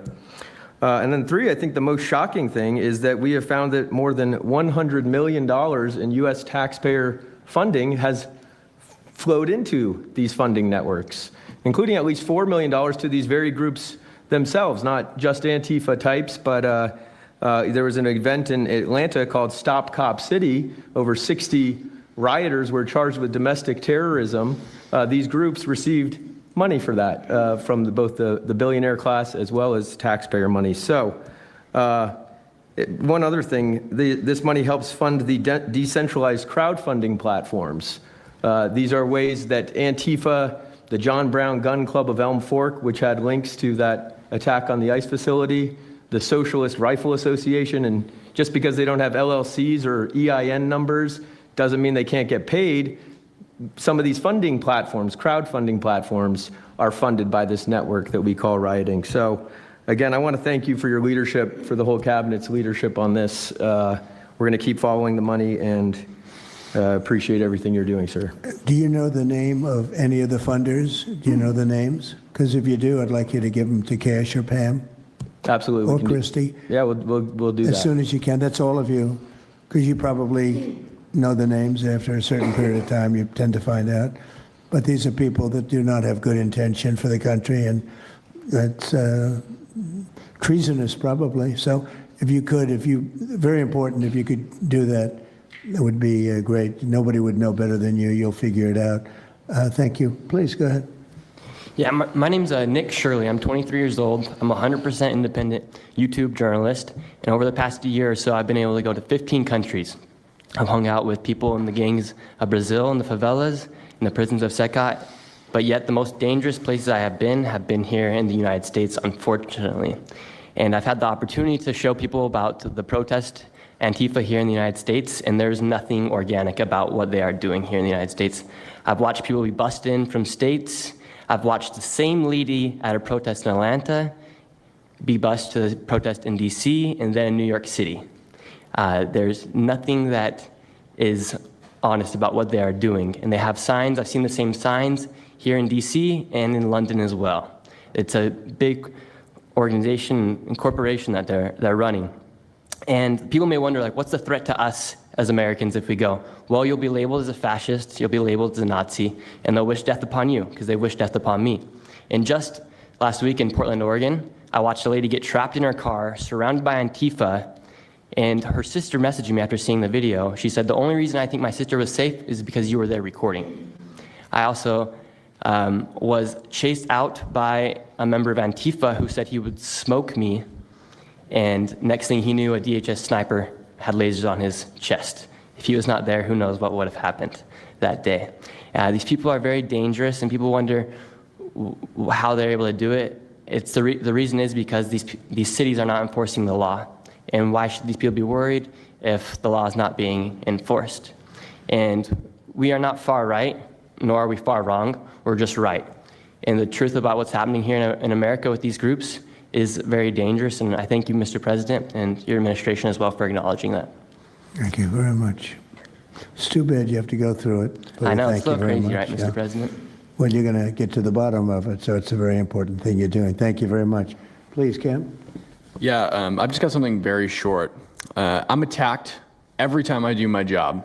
When I leave my house to go to work, I am violently assaulted. I've had guns pulled on me. I've been bear sprayed. I've been beaten down. I've been almost killed. So my question for all of you is, how would you feel if every time you showed up to work, masked militants tried to kill you? Because that's how we feel. That's our lived reality. And you guys go and tell us that we're liars, the riots aren't that bad, right? I've never seen any of you guys on the ground. In fact, I've never seen anybody representing the companies you work for on the ground. You guys come to us for interviews that never get published. Stop saying we're lying. We're not. We risk our lives every day to do the job that you guys are too afraid to do. What network would you say is the worst, if I could ask? Oh, man, that's a real tight spot. Honestly, it's a simple question. And well, there's a lot of people in this pool, and I would say I'm not talking about Fox. I'm not talking about Newsmax or any outlet that resembles them, so I'll let you guys put the pieces together on who I'm exactly talking about. Who would you say, which network? MSNBC, for sure. Oh, they're terrible. I agree. They're CNN, probably close, yeah. Yeah, I'd rate it that way, yeah. MSNBC, that's Brian Roberts. Yeah. That he allows that to happen is a disgrace. Absolutely. And CNN is second. Yeah, second. I would say CNN is not quite as bad as MS. MSNBC is not really a news site anymore. Oh, MSNBC is sick. Yeah. They're sick. Well, sir, it's who also else? just the stories that they publish about what's the ICE enforcement operations that are so heavily slanted that it's no longer, as I was saying, no longer just Antifa, but Americans that are becoming radicalized. So they've been very irresponsible with how they've been reporting on Who is that? MSNBC, for example, they're... Would you rate them the worst? Probably. They who ran would a you story, rate second? Well, they ran a story about an operation in Southern California about how a father of 3 Marines was arrested, and they made it seem like they just did it because he's brown. But there's video of that same man charging at the agents with a weed whacker. Now, I've worked with weed whackers back in the day, and you don't want to be on the receiving end of one of those. So that's why he was arrested, but the story was presented as if it's a brown guy just simply being arrested. And I've been around ICE agents, and I'm a citizen, so I feel fine. But it's just that's why. It's not just Antifa. It's not happening in a vacuum. It's It's working in conjunction. I think they work in conjunction with some of the media. I think ABC is very bad. I think NBC is very bad. And CBS has a new owner, so we have hope for CBS. CBS has a great new owner, my opinion. But I will tell you, ABC is terrible. NBC is terrible. NBC's MSNBC too. They changed it. They moved it over legally so they couldn't be tainted by the words MSNBC, but they are absolutely terrible. There are a lot of them. What about independents? Independent networks. They're a little bit better, but I would say that we're an example of how you don't need to be part of a super large company to be able to do just basic journalism. All you got to do is sit and record, and you'll let the story play out. And that's why they hate us. That's why Antifa targets us. Well, I watched a level of dishonesty that's incredible, where answers are changed. Like just before the election, an answer was changed by Kamala. She gave a horrible, death-defying, election-defying answer. And they took the answer out and they replaced it with another answer that she gave 5 minutes later, having to do with a different subject, but at least it wasn't election-defying. No, the level of dishonesty with the media is incredible, whether it's on Antifa or many of the other groups. You're talking about Antifa, and I know that's close to your heart because that's the one that's most affecting you. But there are others that are as bad or almost as bad as Antifa, having to do with different people, different sections of the world. But it's terrible. We're not going to let it go on in this country. We're not going to let it go on. And a big problem is not all of them, but some of the networks out there. And you do wonder why. You really do. Okay, please. Go ahead, yeah. Mr. President, thank you again. Thank you. My name's Jonathan Cho. I am an investigative reporter for Frontlines Turning Point USA. I'm also a senior fellow at Discovery Institute in Seattle. And I cover far-left extremism as well as the homeless drug crisis in America. And I find it oftentimes those worlds intersect. And hot off the presses, what I wanted to bring to your attention today is a report from a Capital Research Center here in D.C. in conjunction with Discovery Institute. They just put out this study right now. And what it shows is that Antifa is heavily embedded in the homeless and housing nonprofit sector. In many cases, the homeless industrial complex is running cover for Antifa. Antifa is benefiting from American tax dollars, and they're essentially being used as the muscle. Let me give you an example. There's a group called Stop the Sweeps in many U.S. cities right now. They get in front of encampment sweeps. What they're doing quietly is they're bringing in Antifa militants to manufacture a crisis to make the police look bad.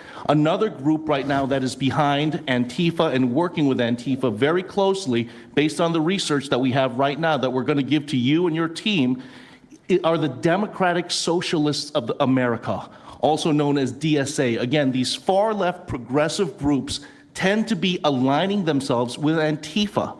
So finally, in closing, what I wanted to thank you again, Mr. President, is that a few months ago, earlier this year, you put out an executive order on homelessness and the drug addiction crisis in America, and that's sent the entire homeless industrial complex on the run. You have absolutely moved the needle and changed the game. But what's also come out, again, is that there is a connection, a deeply embedded connection with the homeless housing nonprofit game in America, connected to Antifa and the far-left activists. And finally, I just wanted to say that all of our resources at Turning Point USA and Discovery Institute are at your disposal, and we will continue again to carry on the legacy of Charlie Kirk. He would have wanted us to pursue and chase the story.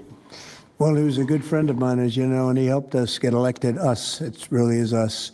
It's even some of them, but not too many of them, not enough of them. And did you notice when we mentioned CNN and MSDNC, the cameras went off. Two of the cameras immediately went off, but they're not going to cover it anyway. The problem we have is that this is a very important meeting, but you'll see very little press about it. These are major statements being made by major people, including the people right here, and you're not going to see too much about it. They don't like to cover this kind of thing. So it's very dishonest what's going on there. I think the press is a big factor. Please, go ahead. Thank you, James. Mr. President, thank you so much for having us all here to bring attention to this matter. You did mention MSDNC, CNN, a handful of those other outlets that have been lying about, various things, but especially what ICE, the brave men and women over at ICE have been doing. I was talking to Antifa members in Portland the other day, and a lot of these people genuinely believe, they buy these lies, and they genuinely believe that they're fighting against literal Nazis and not brave men and women that are putting their lives on the line to basically, enforce basic immigration law, right? That everyone seemed to agree with up until maybe a few years ago, a handful of years ago. So once again, thank you so much for having me. My name is James Klug. While my primary job is traveling around the country, having conversations with Americans about various political topics and issues, I have had a lot of run-ins with Antifa over the last 5 years. And I do think that Antifa is a primary reason why many conservatives are afraid to go out and protest and make their voices heard and maybe bring friends and family to a demonstration and exercise their First Amendment right, because they are literally deathly afraid. And I talk to these people all the time. They're afraid of militants showing up in black bloc and hurting them and their families. And, I've personally witnessed Antifa assaulting hundreds of police officers. I've witnessed them firebombing police departments and federal property. I've witnessed them making death threats against federal agents, police officers, journalists. I think I've witnessed every single person here, maybe not personally, but I've seen them get, hunted down and attacked. And so, this is a group that is responsible for a good percentage, if not a majority, of the violent riots in 2021 and 2020, when Democrat mayors had a kind of a hands-off approach with these left-wing militants. Just as a quick reminder for everybody, we're talking about dozens of murders that happened in those riots. We're talking about billions of dollars of damage to property and communities all over the country. We're talking about thousands of officer injuries. So this isn't just like some little thing that they're, they punch a journalist here and there. No, they're responsible for a lot of damage and a lot of people that have, unfortunately died and basically suppressing people's voices, And so what I did want to talk about is to get this footage, almost every single person in the room here, to get this footage, you have to go undercover because you are at risk of being beaten or worse. You have to go undercover. You have to film low key to capture them committing crimes. This is stuff that the mainstream media was not doing and has not been doing. They'll show when Antifa is maybe, it's a little bit more peaceful, and they'll show when it's more mellow, but they'll remove the cameras when things get violent and it's actually dangerous to be here. And I have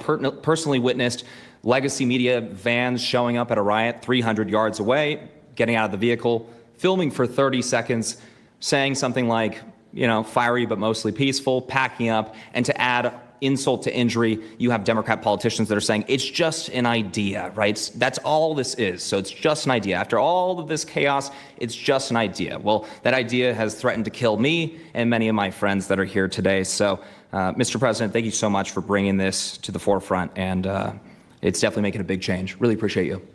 One question. So why is it there are numerous groups? I mean, Antifa is terrible, but you have other groups that I guess probably are almost as bad or just as bad.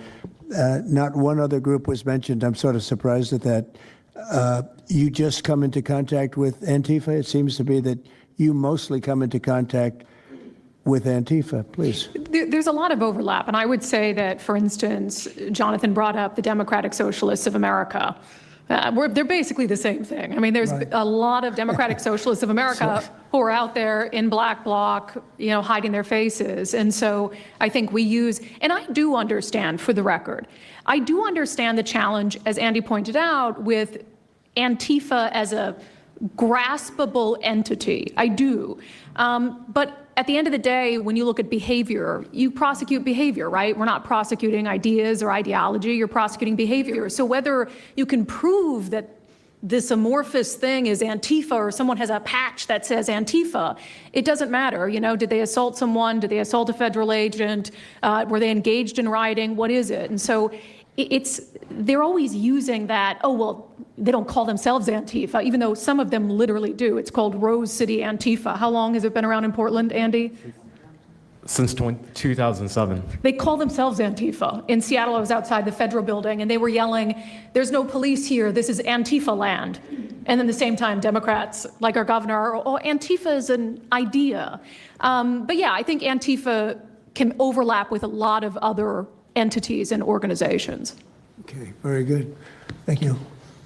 You know, President Trump, I just wanted to add this real quick, because you were asking which mainstream media outlet is the worst. What I think, it's any of them that decided to call Kilmar Abrego Garcia Maryland Dad. Because when I'm out there on the street talking to these people, you know, they call Maryland Dad is this human, he's actually a human trafficking MS-13 gang member that's illegally in the country. But the amount of people on the street that I spoke with that thought that he was a U.S. citizen that was being deported to Uganda is dangerous. These people genuinely believe, based on what comes out of the garbage standing over here, that you guys are deporting U.S. citizens. So that's what's causing all these problems. So when you have a governor like Pritzker in Chicago, where you have Illinois, which is in a lot of trouble. Chicago's there, you know, potentially a great city again. It's not great now, but it could be great again. That's why we have to get there soon, because eventually you can't do that. What makes a man like that say that things are wonderful? Why doesn't he say, we love that President Trump is going to come and help us clean up Chicago and make it safe again, as opposed to fighting us and pretending that there weren't 50 murders and 200 shootings and all of that? Why is that? Go ahead, Nick. To spite you.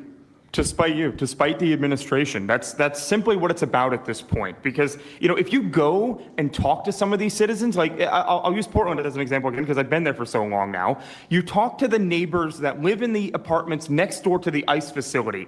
There are veterans with PTSD that live there, and they're here all night long, screaming, fireworks being lit off by these rioters, children crying, because they, you know, can't sleep at night and they're scared of all the noise outside, and they can't leave. They can't. I mean, they got a lease. You can't just leave. These people aren't wealthy individuals, and that's one of the major problems here. And these people are afraid to come out and speak out and they're getting no help from their government at all. They've been begging for the noise ordinance to be enforced outside of their apartment complex for months now, and the city of Portland has ignored them every single time. The victims are, as I said, they're afraid, but the governments aren't doing anything because they want to spite the administration. It's all political. And the politicians make you feel like you're foolish, like there's something wrong. How could President Trump be saying that about Chicago? And yet the night before you see that, 11 people were shot, 5 people died, and you have him talking about like it's a wonderful situation. They make you feel guilty. And a lot of people don't get over that. They just don't get over it. I think they convince the people. Do wealthy people leave too or not? Places like Portland, are the wealthy people leaving? People that can leave, are they leaving? I think that they're moving to the areas that have been gentrified. I mean, the Oregon governor, when she was saying, we don't need Trump here, she's walking around. It's a very tight shot, if you notice that. And she said, Portland's just fine. Look at me. And they'll focus on the couple areas of Portland that are very nice. That, and there were explosions in the background. Yeah. I mean, there was a reason they cropped it in. Explosions in the background. Sorry. Anybody have anything else to say over here? Yeah, well, just the protesters that you... Oh, sorry. And then should we be taking questions, or is it just a waste of time? Because they're going to ask questions, but, well, there's Brian, he's good. But you know what? In a way, it's a waste of time, because if you give a great answer, they don't put it on. If you give a horrendous answer, or even if you give a great answer, they make it sound like it's not a great answer. They're very dishonest. Go ahead, Nick. Yeah, and I think part of that dishonesty comes from what they see. For instance, I've never been asked to go on any other show besides Fox News. My clips go viral everywhere, but they've never even asked, like CNN's never asked, MSNBC's never asked. And a lot of times when I go to hotels, I'll stay and I'll watch like MSNBC. Fortunately, their ratings are terrible. They are terrible. MSNBC is dying, and CNN is dying like a dog. And poor CNN, they're so pathetic. It is very You pathetic. see their anchors in the evening that nobody ever heard of them. But where do these people come? I could take anybody off the street in Washington, D.C. that do a better job. Yeah, and it's not hard to show what's going on these days. You literally have an iPhone and you can post it on X. They don't believe in the star system, It's just one of those things, right? I love what Okay, Nick, you finished, Nick? Yeah, Are you finished? Caitlin Collins. Good job. Thank you very much. Well, you've been through hell, I tell you that, but you're really incredible patriots, incredible people. Go ahead, please, Brian. Brian, go ahead. I'm so thankful for each and every one of you here right now, and I'm very grateful that my network, Real American Voice, has partnered up with many of you. Jack has so been, I'm just showing going to play a little bit of of the part. Savannah have appeared on a network as well, so thank you for being here. My question is this: in terms of following the money, I would just notify that the city of Austin is cleared to vote tomorrow to basically waive a $120,000 fee so that a No Kings, basically an anti-Trump rally, can occur in their city. They're bypassing the fees, rolling it to the taxpayers. So my question is to you: what can the people of Austin, Texas do right now to make sure that their tax dollars don't fund a No Kings anti-Trump rally coming up? Well, you just tell me, I would love to do something about that. Bring a lawsuit, do something. The best thing you can do is have honest elections, because the elections are totally rigged in so many of these places. You take a look, the people, they're all loving you. They can't breathe. They love so much, every one of them. You don't see one negative, then all of a sudden you lose the election by 20 points. The elections are so rigged, and we proved that in 2020 more than any other time. But even the last election, there were areas that I won by much more. We won in a landslide, but I actually won in more of a landslide than we thought. I said, you got to get out, make it too big to rig. And fortunately, the people made it too big to rig. They tried. But the biggest thing you can do is have honest elections. If you don't have, and you need great media. You need borders. Wait. You need borders. You need honest media, you need honest elections, and you have a great country, and you need all three of them. Yeah, go ahead. Lieutenant had ties to all these radical groups that you talked about inside here, so thank you for removing I would like you to make a big deal, though, if they're waiving a fee, but I guarantee they wouldn't waive it if it was it's not Trump. If it were a conservative rally, they wouldn't be waiving it. So maybe you can look into that, Pam. Todd? Mr. President. That sounds like one for Todd, Pam. Go ahead, Todd. Good luck. There's proof actually Who are you with? Who are you? I am with What network? I'm with Al Arabiya. It's an Arabic network based in Riyadh in Saudi Arabia. But I am the foreign ruler today. Mr. President, you said that you might go to the Middle East on Sunday. Do you mean Egypt and Israel? And would you consider going to Gaza to see what things I on would, the ground? I would. I might do that. I may do that. We haven't decided exactly. I'll be going to Egypt most I likely. know. That's where everybody is gathered right now, and It's we almost appreciate too that loud. very much. But I'll be making the rounds as the But I expression love goes. what I you probably will. guys call and Go ahead. Just to clarify, you said you might go to Gaza, you're saying? That's the first topic. I'm representing the TV pool, but I'm with NBC, so. That's too bad. Okay. Well, just to clarify, you said you might go to Gaza, and then the second question I had earlier today, you said the mayor of Chicago and the governor of Illinois should be jailed. Have you asked the Justice Department to look at possible charges? No, I've seen the law, and when you have a group of people where the police call off the safety for ICE officials, I've understood that, and I've read it today in numerous journals, that that's illegal. What they did is I guess it was ICE, Christie, right? They were under threat, and the police were helping beautifully, and it was fine, and then all of a sudden, a woman was Thank you, Jerry. on the line saying, everybody move back, get out. And they were given an order by the second person in the police department, and the governor knew about it, the mayor knew about it. I understand that's a criminal offense. Do you want to comment on that, Christy?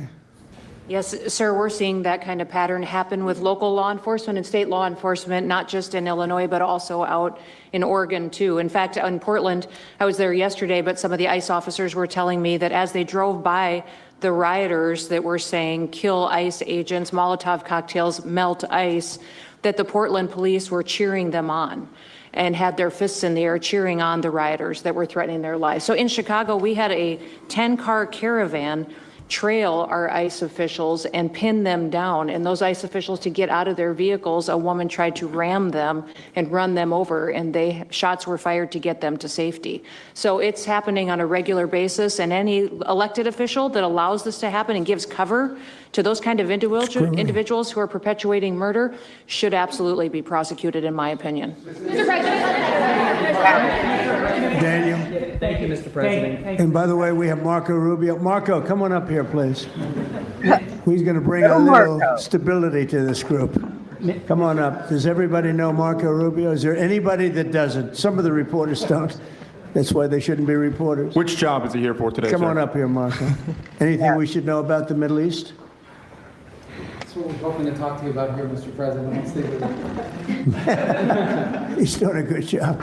He was born for this job, I can tell you. Daniel, please. Mr. President, thank you very much. I have two questions for you, if that's okay. Seamus talked a little bit about the money aspect of this. Do you believe if you go after where the money is coming from with Antifa, in regards to Antifa, do you believe that would be similar to cutting the head off the snake, so to speak? And It would help. I don't know that it would be totally complete, but it would certainly, you'd knock out 75%, 80%, 85%. These people, a lot of them don't believe it.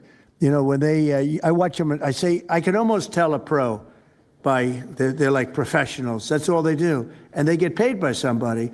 I think it would knock out a lot of it. Yeah, not all of it maybe, but a lot of it. And then a follow-up to that is, a lot of the people who we've listened to over the last hour, they've emphasized that Antifa, it's not necessarily this big organized thing. It's a bit ambiguous. It's deorganized. I think that's one of the words that Andy used. What is the challenges of going after a group that makes it intentionally difficult to go after and find? That could be for you, the Attorney General, anyone up there. Well, they're smart people, and they deceive. A lot of them are crooked people. A lot of them have been staying out of trouble their whole lives, and they've been bad from the day they were born, frankly. But these are sick people.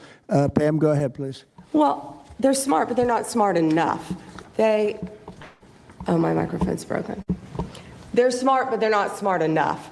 They have been covered by these liberal cities for so many years. And that's why we're all working with Treasury, with all these different departments to. I love that right there. Little Marco's trying to talk to him. Find the criminal conspiracy. Okay. I'm just given. Yeah, I was just given a note by the Secretary of State saying that we're very close to a deal in the Middle East, and they're going to need me pretty quickly. So I will take a couple of more questions. Please. Thank you, sir. I also have two Yes. questions for you, if I may. 100%. Have you given any more thought to possibly suspending habeas corpus to not only deal with these insurrectionists across the nation, but also to continue rapidly deporting illegal aliens? Yeah, it's suspending who? Habeas corpus. I don't know. I'd rather leave that to Christie. What do you think? No, sir, I haven't been a part of any discussions on that. All right, go ahead. Yes, welcome back. In the ceasefire. This is CNN speaking, by the way. So, Are you personally this is one of the worst reporters that you'll ever see. I don't even want to take a question. It's a waste of time. Go ahead. How will you Oh my God, I love that. Oh my God. Okay, that was hilarious. Oh my God.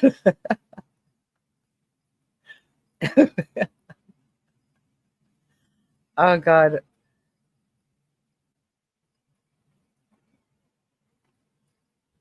Okay, I can't stop laughing.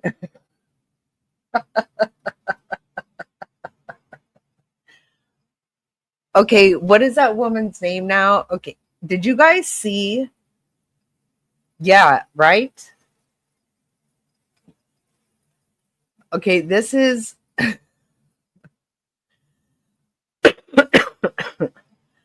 this is off the subject, but I gotta ask if you guys saw Katie Porter yesterday. Oh my God.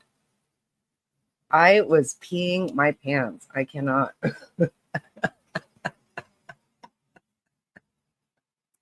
Oh my God. I gotta show you guys. This is so funny.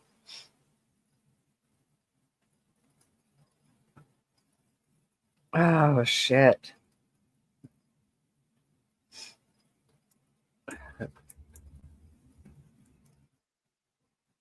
Did you see it, Happy? Oh my God.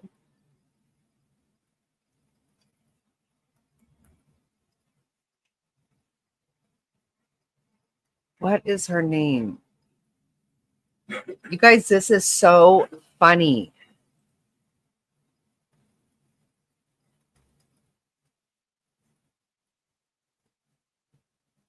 I gotta show you.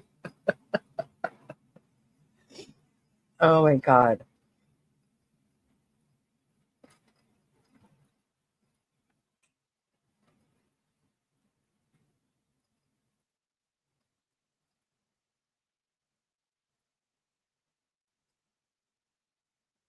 Oh shit. Wait, what?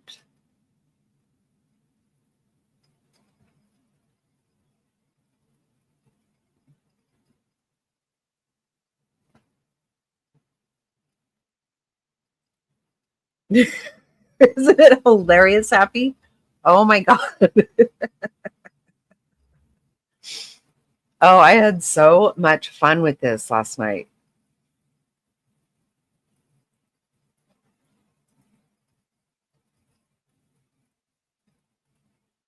Oh, my lantern. This woman, you guys.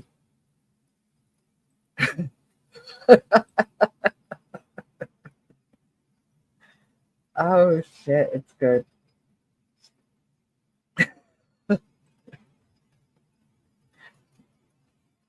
Okay, well, you're back just in time, Jerry. This is Porter. Yeah. This is so funny. I cannot. Love everything about this interview. I don't remember the last time I went and bothered Doug my husband, or like after seeing something on my phone, like, and said, you need to sit down next to me and we need to watch this together next to one another.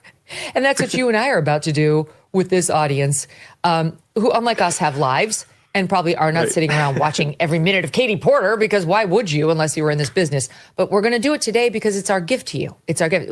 We screen all the nonsense hits so that you only get the gold ones, members of the audience. And Link and I would like to bring you the Katie Porter interview. But here, I'm going to set it up first, okay? So she's running for governor of California. She's got the inside track.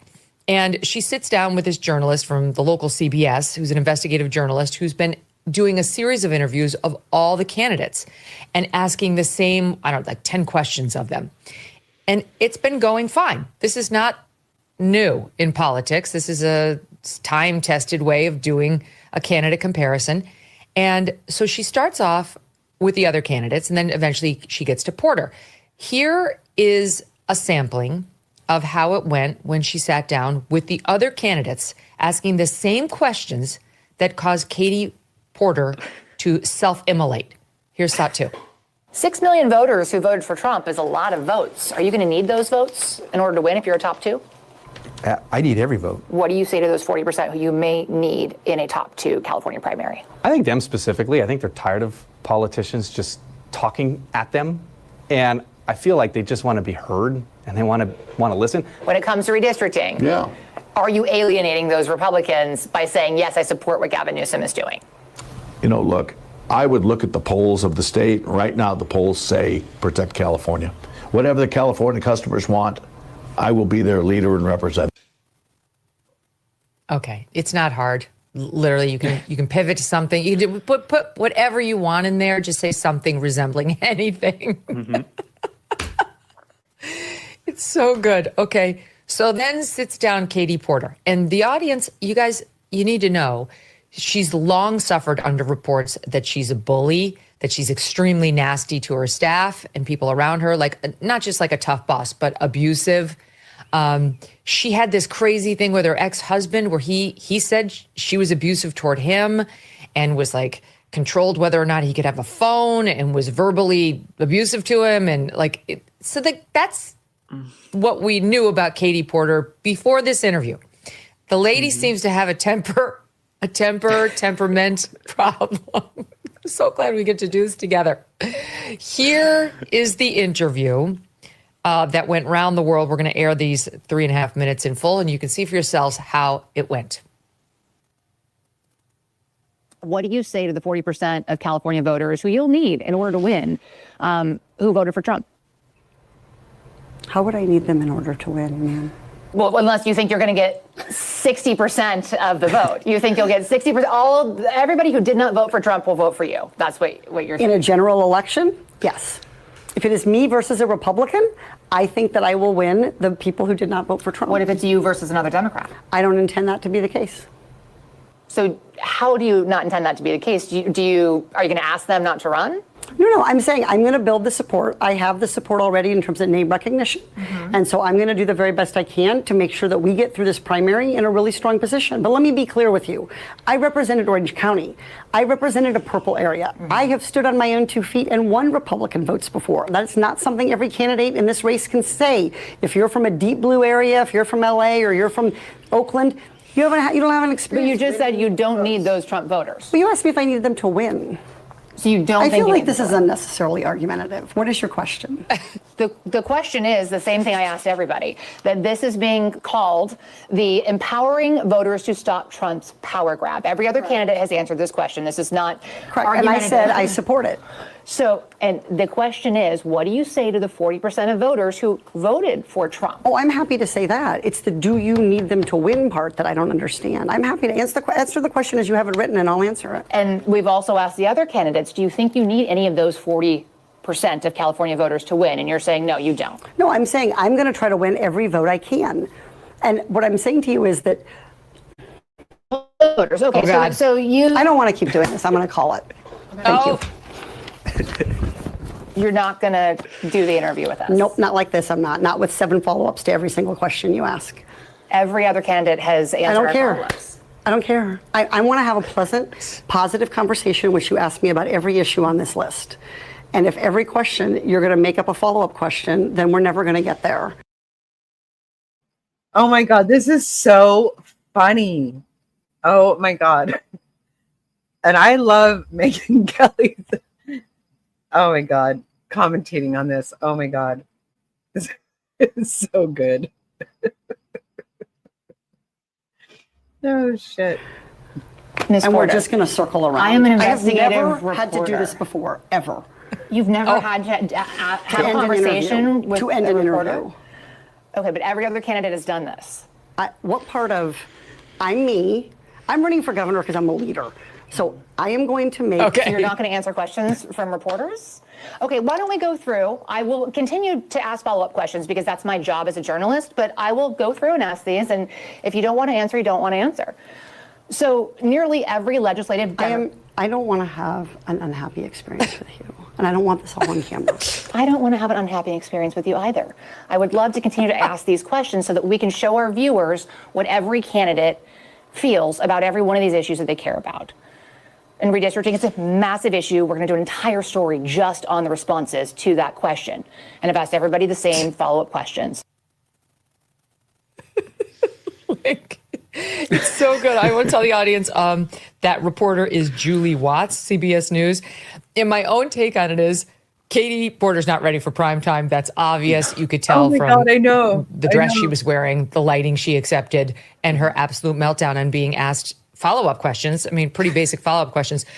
But I will say there was something mildly antagonistic about this Julie Watts that I love. Oh my God, the lighting she accepted. Oh my God. Oh my God.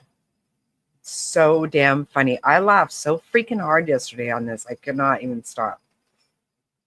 Holy shit. It was like everything she said was so by the book. And her tone wasn't bad either. There was just something very needling about it that it was absolutely delicious. And Katie Porter, she was responding a bit to that and also to her own ineptitude mostly. But that's what made it so compelling is that the reporter didn't give 1 inch and clearly was like, fuck off, this is happening. And Katie Porter knew she had humiliated herself and kept looking for the moral high ground, but couldn't get there. She was desperately trying to get there and just never could. She obviously ended her campaign. I mean, what Californian would vote for that?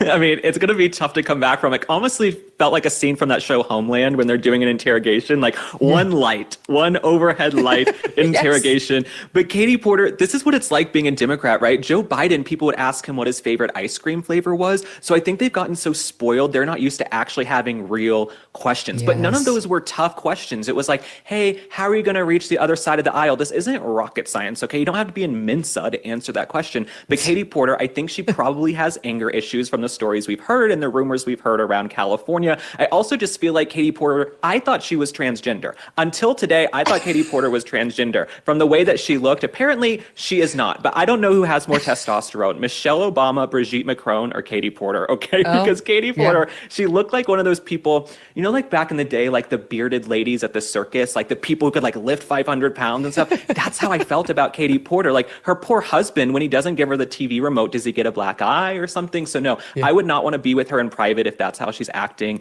in public. And my last thing I'll say is, if you're going to do a walk-off, okay, you guys need to watch Andy Cohen. If you're going to do a walk-off, you got to walk off. You can't like kind of walk off and then you stay. No. You either walk off or you don't do the BS and the theatrics of it all. Yeah. My favorite part is, I'm me. I'm me. Well, I don't want to have an unhappy experience. You know, Dan, I'm not going to be ignored, Dan. I don't want to have an unhappy experience. And the reporter's like, I don't want to have an unhappy experience either. But like, she kept shaming her with every candidate has answered these questions. Every candidate has answered these questions. And it paralyzed Katie Porter because she's not actually just me. She was not able to say, fuck off, I don't really care. You're annoying, I'm getting up and leaving, which actually would have been the power move. She tried to do the power move without putting the power behind it and just demanding to have a pleasant, positive, and happy experience, which is, ma'am, this is politics and news. None of those adjectives applies.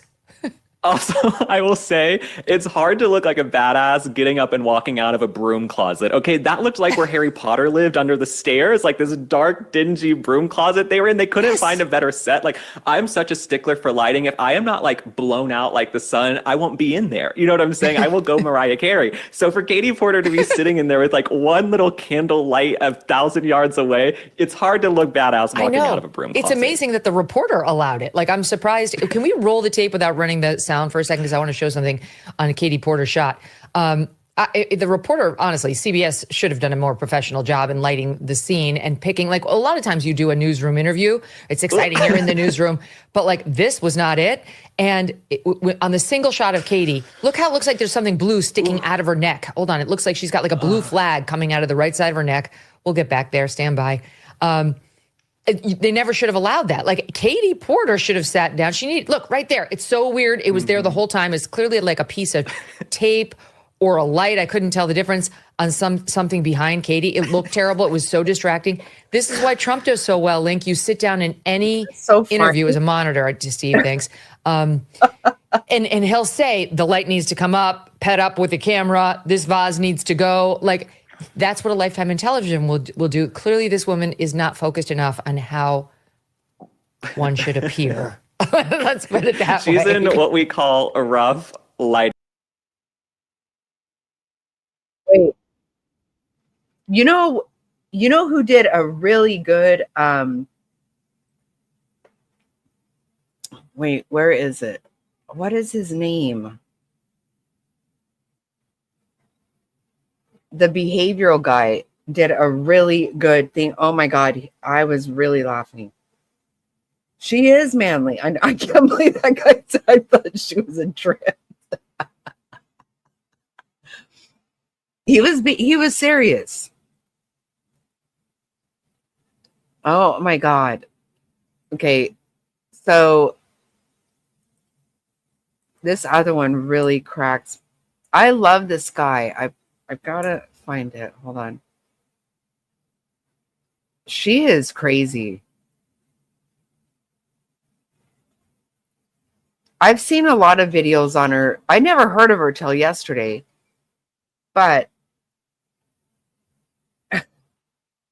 he was serious. Is his name the behavioral guy?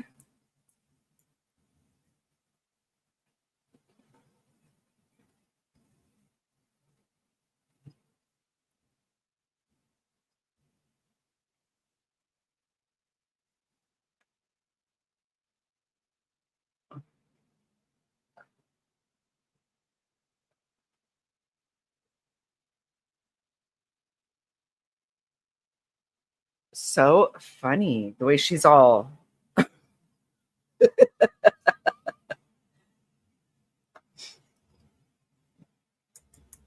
Does anybody else watch him?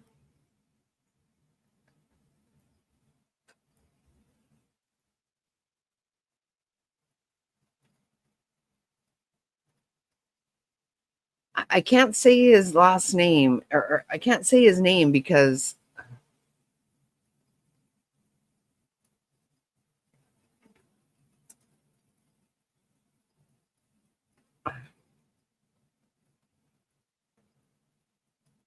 or body language, something.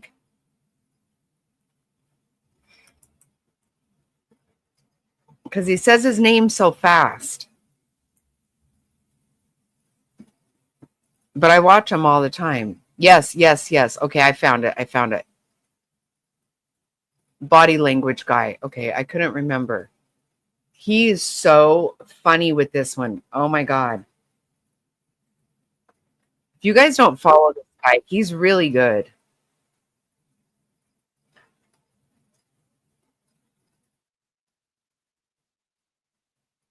Yeah. I know. How do you like that, right? Do you guys watch this guy? I don't know what guy I'm talking about, but I expect you to know.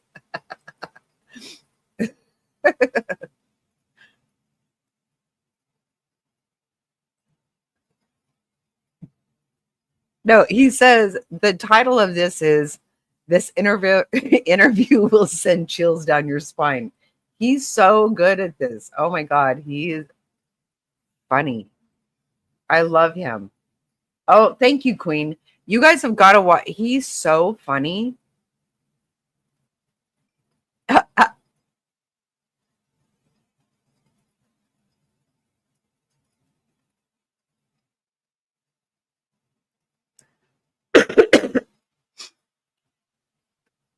It's all good. Good night, Top Hats. Yeah, I'm going to call it quits after this. This is so funny, though. I thoroughly enjoyed this Katie Porter last night. I can't lie about that. Body language guy, and you have a channel called the Body Language Guy. You know that you're going to be dealing with wackos every now and then, people that are, well, all sort of crazy people, and with all the entire spectrum of sociopathy and psychopathy. So sometimes, this is like Forrest Gump's box of chocolate. You never know what you're gonna get. And in this case, I saw this interview trending about Katie Porter, who I had no idea who she was until I saw this.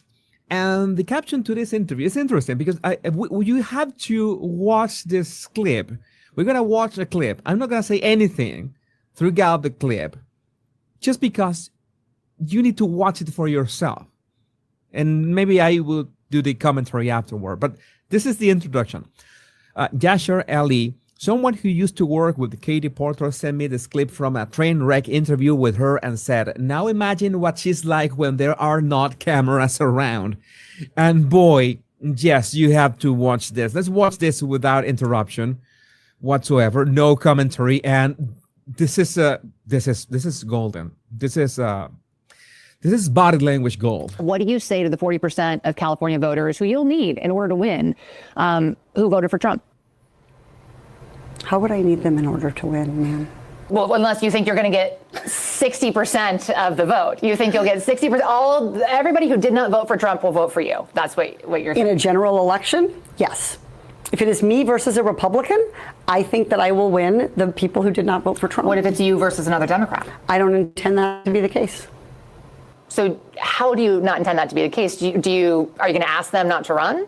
No, I'm saying I'm going to build the support. I have the support already in terms of name recognition. And so I'm going to do the very best I can to make sure that we get through this primary in a really strong position. But let me be clear with you. I represented Orange County. I represented a purple area. I have stood on my own 2 feet and won Republican votes before. That's not something every candidate in this race can say. If you're from a deep blue area, if you're from LA or you're from Oakland, you don't have an experience. But you just said you don't need those Trump voters. Well, you asked me if I needed them to win. So you don't think I feel like this is unnecessarily argumentative. What is your question? The question is the same thing I asked everybody, that this is being called the empowering voters to stop Trump's power grab. Every other candidate has answered this question. This is not correct. And I said I support it. So, and the question is, what do you say to the 40% of voters who voted for Trump? Oh, I'm happy to say that. It's the do you need them to win part that I don't understand. I'm happy to answer the question as you have it written, and I'll answer it. And we've also asked the other candidates, do you think you need any of those 40% of California voters to win? And you're saying, no, you don't. No, I'm saying I'm going to try to win every vote I can. And what I'm saying to you is that. Well, to those voters. Okay, so you. I don't want to keep doing this. I'm going to call it. Okay. Thank you. You're not going to do the interview with us? Nope, not like this. I'm not. Not with 7 follow-ups to every single question you ask. Every other candidate has answered. I don't care. Follow-ups. I don't care. I want to have a pleasant, positive conversation, which you ask me about every issue on this list. And if every question you're going to make up a follow-up question, then we're never going to get there. Okay, I need to make a pause. This continues. This gets even worse afterwards. But I have to make 2 observations. The first observation is when she complains about you're asking if I need the votes to win. She's correcting on a technicality, and you see that she raises her hands like this. Notice, I'm going to repeat that part. You just said you don't need those Trump voters. Well, you asked me if I needed them to win. Yeah, when you say if you need those Trump voters, it is implied, in the language that the reporter, the journalist is saying that you need them to win. That is That is how English works. That is how any language works. So the correction is a bit. She was this Katie Porter was already. Well, I'm gonna tell you. I never imagined she's running for governor of California. I never imagined I would see a woman that can make Gavin Newsom look good, and then she does this gesture. So you don't? I feel like this is unnecessarily argumentative. I feel that this is unnecessarily argumentative, and she plants both hands in front of her, like you have to stop. And the journalist is trying to play it cool, is smiling. This is such a biatch. She's thinking to herself. And no, the one who is being argumentative is Porter, because the question is not a convoluted question. If you need Trump voters to win, it is. If you need the Trump, it is implied. It is implied. So the way that she says the attitude is that boy, this is absolutely what California would need after Gavin Newsom. I broke my promise that I was not going to make any comment until the end of the interview of the clip. This is the rest of the clip. And we're just going to circle around. I am an investigative I have never reporter. had to do this before, ever. You've never had to have a conversation with to end a an reporter? interview. Okay, but every other candidate has done this. What part of I'm me? I'm running for governor because I'm a leader. So I am going to make. So you're not going to answer questions from reporters?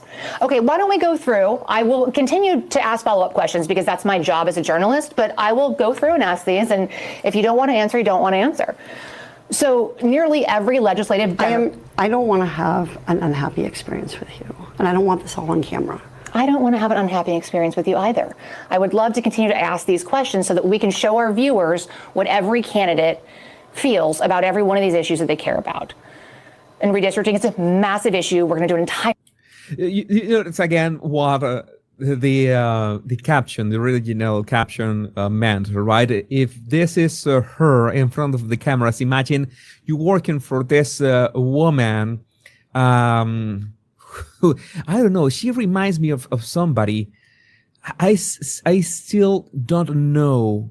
I really can't tell, but yeah, she is. She reminds me of somebody. I don't know. I'm not joking. She reminds me of a male actor, in fact, but I don't know which one. I'm gonna find him. But I mean, is the confrontation? Is the oh, I am me. I'm not going to answer. Or you're gonna answer follow-up questions.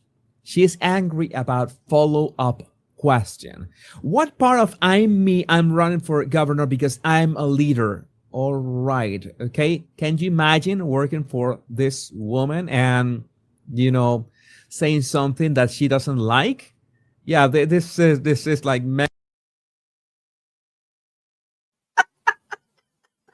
I know. Wait, he even goes further in a second. Oh my God. Oh shit. I can't. That look on her face. Oh God, this is so good. This is so good.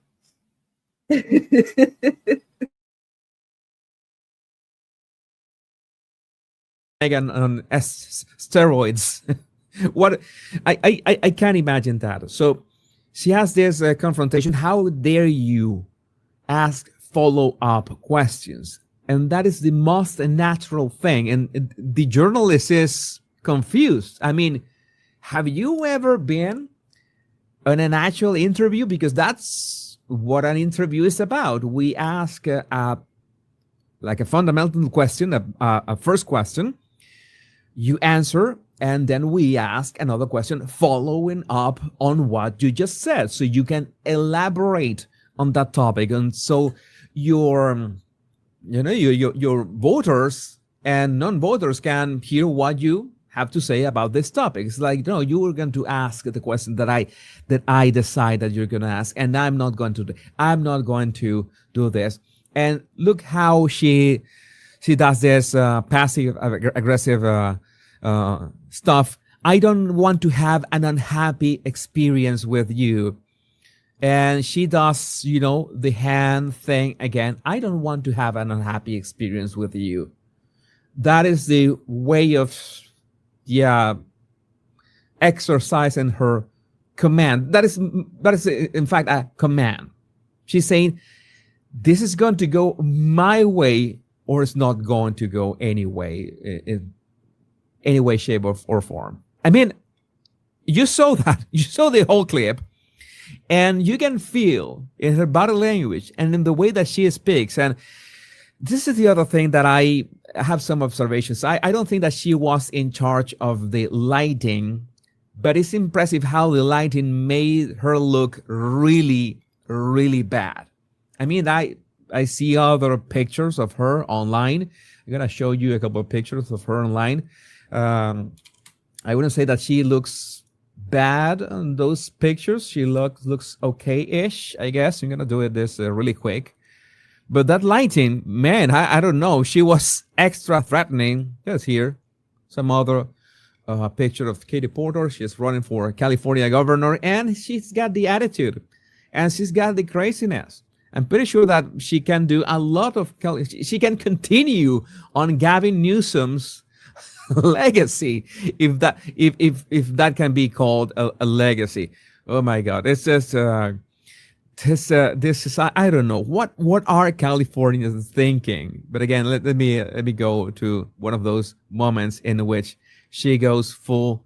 It's not Hannibal Lecter. It's not Anthony Hopkins. It's another actor. I cannot remember, but I know there's, those actors. We call them that guy that are in so many movies, but you don't know their names. I haven't been able to find him. But again, this is quite terrifying, right? I am glad that I'm not working for her. I'm glad that I have nothing to do with her, but just from the voice tone, from the, the antics with the gestures, with the passive aggressive attacks, and of course the saying, you're interviewing me and I'm a leader. I mean, I don't need any of those. You're saying if you say I need the votes to win, or if I need the votes, it's the same thing. She just wants to be confrontational. But again, I would love to know what you think about this in the comments. It would be so interesting to discuss this. And I'm pretty sure this is not going to be the last video I make about Katie Porter. Again, I have a channel.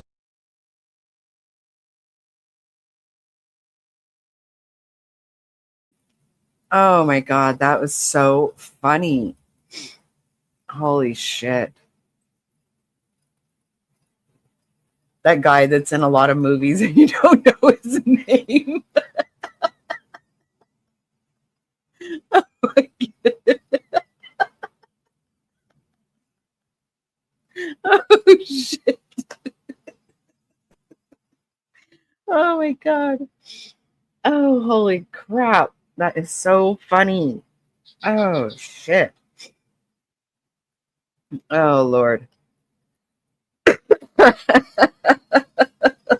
He is fun. I love him. I love him. I watch him a lot.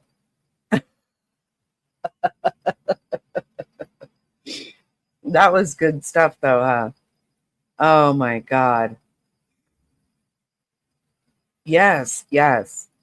A lot of it was really serious. That's why I'm really glad I thought about sharing that woman, because